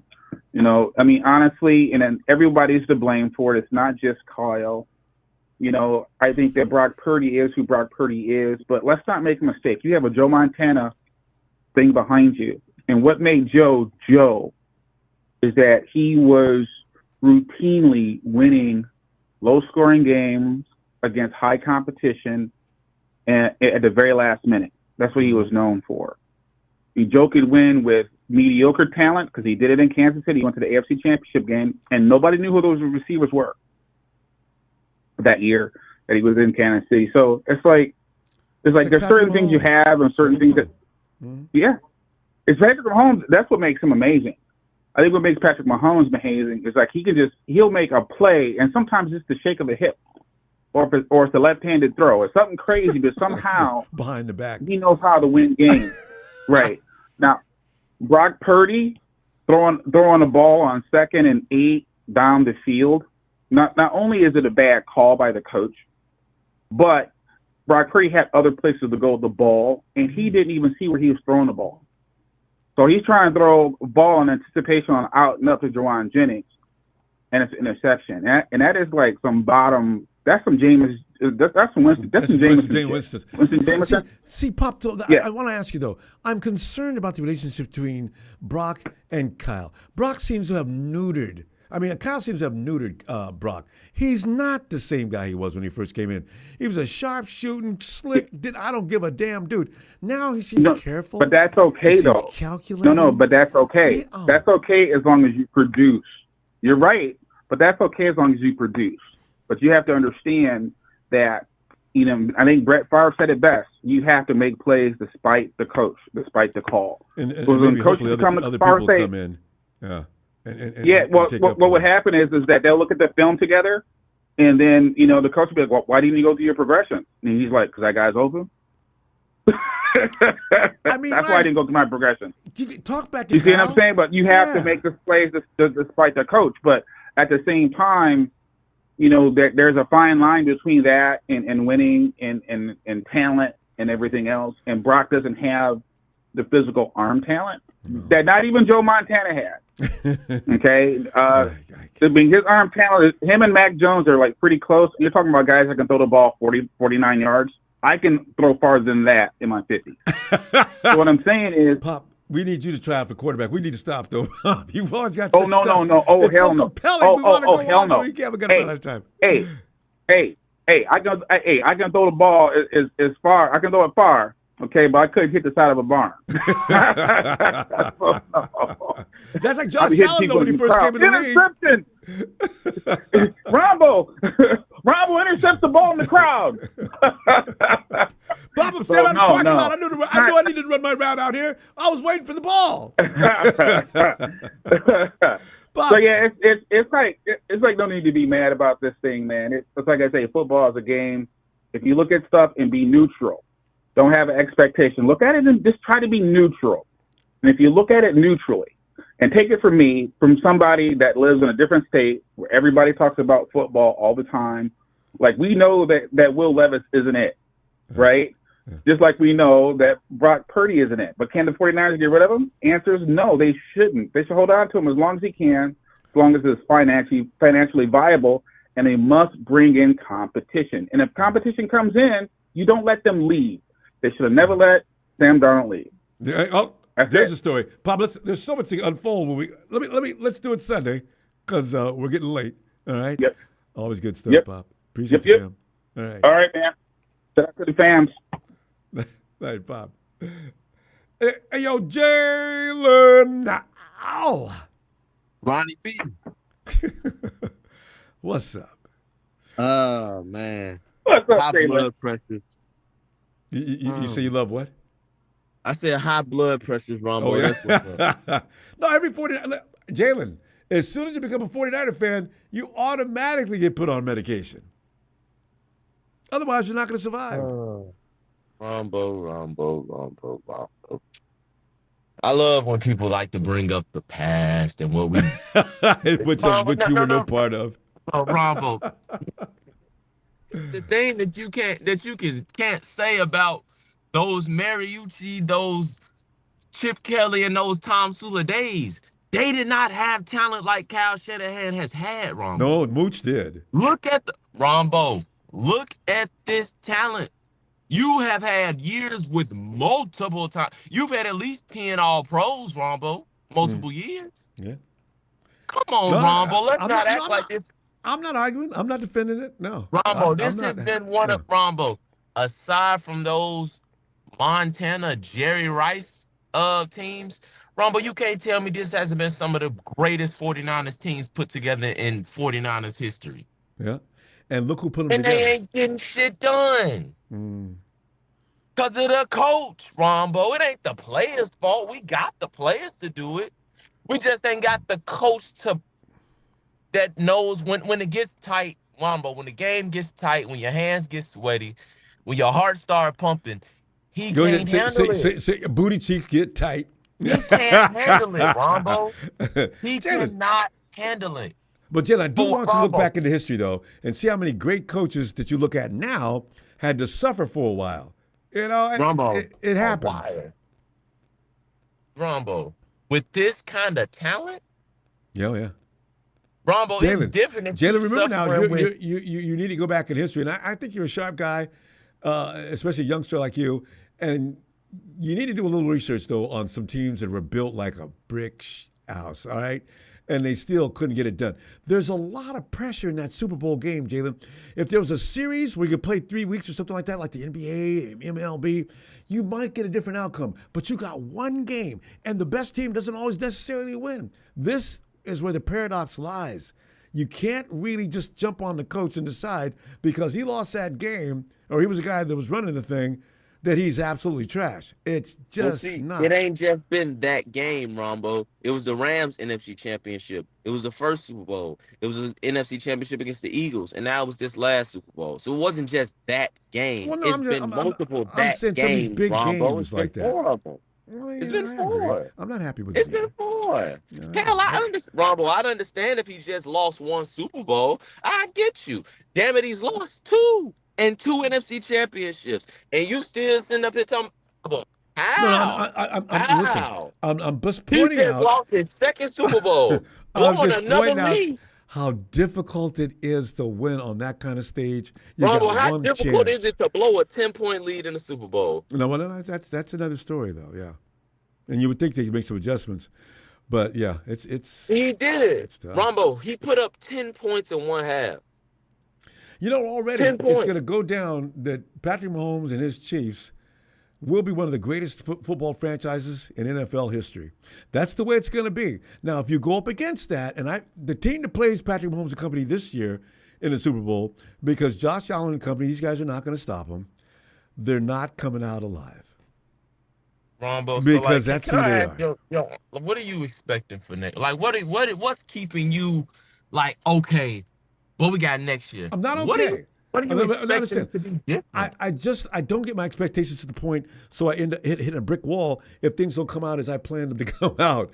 Jalen, you're going through a trauma that I think it's unhealthy. I wish you'd calm down. You know, it ain't good. Rombo, I don't think losing 3 Super Bowls in my lifetime. No, it's not. But I'm just saying, you know, it's gonna be rough. And you need to be ready for that. Rombo, trading 2 first-round picks for Trey Lance was rough. It was Giving a away mistake. DeForest Buckner was rough. It was definitely a mistake. You know, yeah, Rombo. Drafting Drake Jackson was rough. You don't forget what about wrong move either. Well, because I forgot about Drake Jackson was even on this team. Like Jesus Christ, Rombo. What was wrong with Harbaugh, Rombo? You telling me so? So how is Harbaugh not better than Kyle Shanahan? Tell me that. No, I mean, as far as X's and O's, you know, okay, Harbaugh was he was good in the sense that he could organize and get a team pumped to roll. I'm looking at the Chargers, and next year, look for the Chargers to be competitors. As far as the big league goes. They are competitive this year. No, I mean, and another thing, but Kyle seriously, next Shanahan year. wasn't the genius. It was Mike McDaniel. We see that now, Rombo. The offense ain't been the same since he left. We could talk about that though. McDaniel's a freak, and I didn't realize how much It ain't so been until the he same left. since he left, Rombo. Me and you both know that. I agree. I do. So was he the genius or was it Kyle? Well, put it this way, I mean, was it Jalen, McDaniel? If Kyle could walk in and say things like blah blah blah, this that and that, Mike McDaniel I think had no issue with coming over. Okay, Kyle, let me show you where you're wrong, and I think Kyle respected him enough to listen. No, he has nobody to bump off of now. And you don't think that's good? You think that he can just keep constantly running plays by himself and hitting his stuff in the head? What I wish is that he would make and learn from his own errors. He's some not, adjustments. Rombo. We got 8 years of him effing up to show that he's not going to learn from his mistakes. Has he fixed the offensive line yet?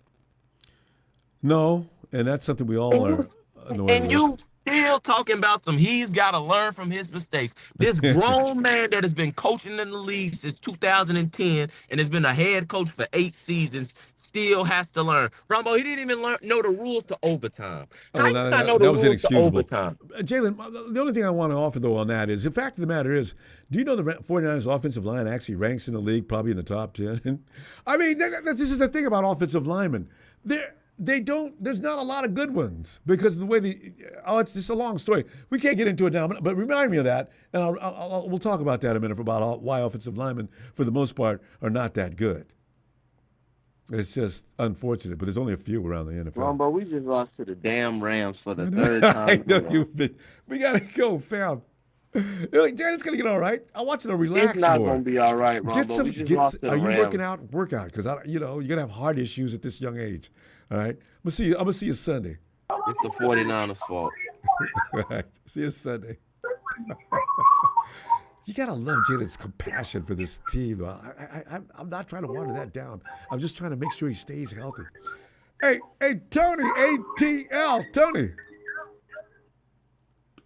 Ronbo, good evening. How are you, sir? Oh, I'm doing great, Tony, man. You know, I'm an old hat at this. I know how to handle the 49ers. They'll kill you if you don't.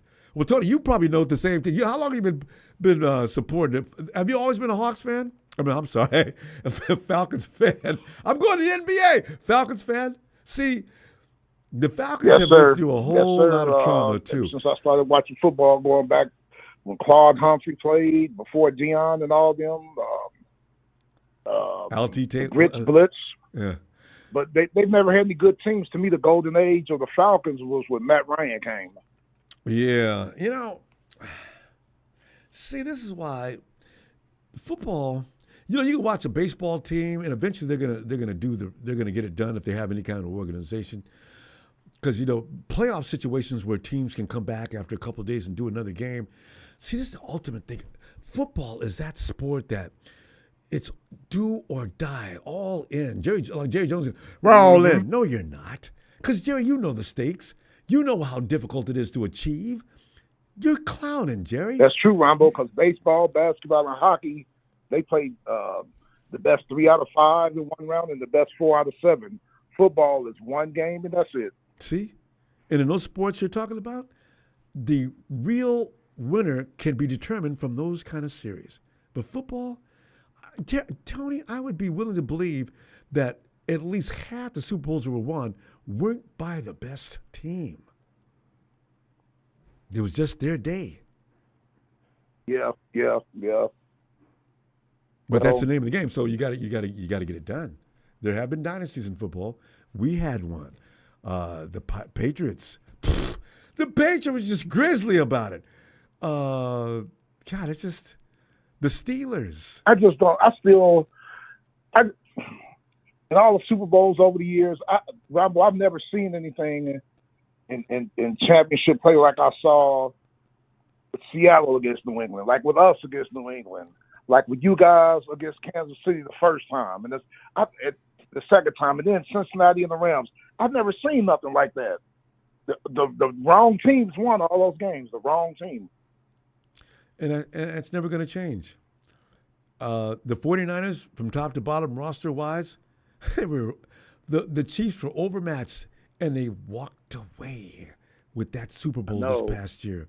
See, it's a battle of wits and mind. Your coach can get out there and he can outcoach the other guy. It's a big chess game with huge pods. I mean, it's so exciting, the thought of that. That's why when you win, it's so, you get one game a week, Tony. And that's why football is America's favorite sport for a reason. That is intense. Yeah, and what about the Niners in 2019? Y'all held Kansas City, 10 points for 3 3/4 quarters. You see that little graphic that came up in the corner of the screen? 49ers had a 10% chance of winning. And they put that graphic up in, and I started, for some reason, not knowing any better at that moment. I think we got it. No! Snatched! Lose! So yeah, I know. I know the feeling. And the dumbest one of all time was P.D. Carroll on the 1 yard line. That was just dumb, bro. It was just dumb. They're still making jokes about that, Tony. Oh! Oh my goodness. God, yeah. Pete. Well, see, there you go. They outplayed the Patriots that day. Yeah. Did something stupid. No, Beast Mode had 103 yards at the time. He already had over 100. Just give him the ball one more time for 1 yard. But no, Marshawn Lynch does not represent anything beyond a criminal element. Russell Wilson is the clean-cut kid. We want to make sure that he gets the glory for this. Marshawn Lynch would have easily marched into that end zone and grabbed his crotch, and they didn't want that. Russ, please make it happen. Still put them under. Remember, they were in the shotgun. Put Russell Wilson under center with 2 tight ends and have him do a quarterback sneak. Oh, see what I mean? Yeah. I don't even know who the OC was that year. He probably lost his job. Immediately, right. Like I was telling people in the chat, they were talking about the Rams this and the Rams that. I'm like, well, if the Rams don't win the division, they're not getting in. Yeah. Because Washington, Green Bay, and Washington, Green Bay, and Minnesota, those 3 wild card teams have such good records that only one team from the NFC West and one from the NFC South, my division, can get in the division winner. Oh, yeah.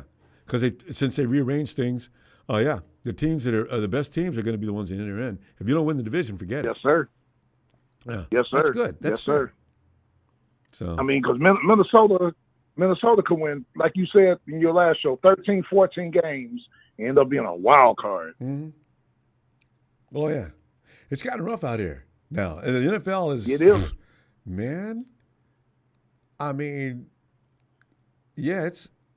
Tony, is Detroit... Are they going to win? Are they going to the Super Bowl? I don't know,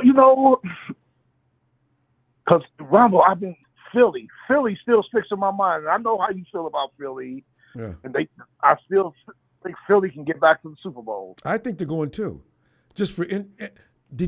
The Bears defense, they should have actually beat Detroit before Eberflus got fired. And I said, Detroit's had a couple of games like that. There you go with here comes that game. Will they choke under pressure? Because they're not used to this. If the Eagles show up against Detroit, it's going to be a bloodbath. Saquon's going to go nuts. I'll say Detroit, Minnesota, or Philly. One of those 3 teams. And I'll just leave it at that.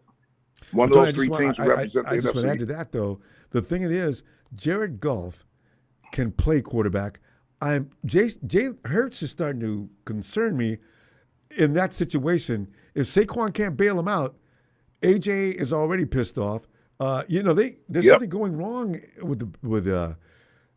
but I'd still put my money on the Eagles because I think they're a little too hard for Detroit. As tough as Campbell's got his guys. They're playing well defensively. Yeah. And Ronbo, look at the measuring stick. I don't know what the game. I think the game is in Philly. Pittsburgh's at Philly this week. Oh, that's right. That's the game. I got it confused. Yep. It's Pittsburgh and Philly. Mm-hmm. Ooh, that's the Super Bowl preview.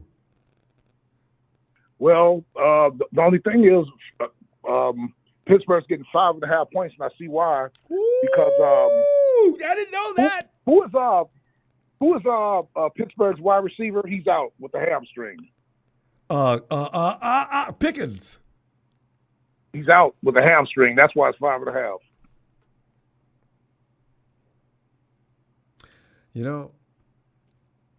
But he's out. They really do need him. That's going to be interesting. I can't wait to watch that. I like Pittsburgh's defense. They're not going to let you score a lot of points, Tony. Defense, even though I don't like them. They play hard. Yeah, nobody's going to score a lot of points on them. If you beat them, you have to, boy. That's going to be a game because, like you said, what if they do shut Barkley down? They're going to force Jalen Hurts to beat them. Man, that's going to be interesting. But that's why Saquon is like a god this year. If you get him going, you got it made. The quarterback can kick back, relax, stay out the way, much like Jimmy did when we had Mostert that year. He's not to be relied upon. Let Mostert cook, and he did. Oh, God. Anyway. I tell you what, though, I'm starting to jump on the bandwagon. Raheem Morris, y'all better win Monday night. If Desmond Ridder beats our team 2-11, Las Vegas with Desmond Ridder, the quarterback to be traded, and then get cut, and then got picked up by the Raiders a month ago. If he beats us, we're going to be the laughing stock. And you should be mad as hell. I agree. Tony, Tell you what I'm going to do. I'm going to be looking for you guys. I can root for people now that I like because we're not playing. And good luck with that. Yeah, I heard you say you're going to do a show Sunday Yeah. and then crack jokes on the teams like Dallas that play on Sunday. Y'all don't Especially play. Dallas. Yes, sir. Yes, sir. Hey, Tony, good luck. I think you got this made. The Raiders got no business beating the Falcons. I'll see you Sunday. And the thing is, that game's on Monday night, too, so the whole nation going to see it. Oh, The okay. Falcons So, better win. okay, so I got to wait till Monday. Okay. All right. All right. But Ronbo, before we leave, I want Dallas let Trey Lance play. Let him play. They ain't going nowhere. See what you got. I feel sorry for Trey because it's like nobody wants to give him a shot. All right, Tony, because we'll get long on this because that's a lot of conversation behind All right, I'll see you Sunday, sir. I'll see you Sunday. All right. Take care. Tony. Okay. So anyway, thanks for the contributions, my dear fam. And please don't forget to subscribe. I love when you do that. So this way, when we get ready to do this, we can say, come on in, let's talk. And also to keep our army big, because the fact of the matter is, I do have policy that if you behave yourself, it's okay to come in and chat. The Rams have had their golden moment, and it's going to take them a while to get over it. They don't beat the Rams, they don't beat the 49ers often, so they got to go through this. So anyway, we'll put up with that, and they'll calm down at some point, I guess. But anyway, I'll see you Sunday, and we'll just have a good old time, all right? Because we be the Niners!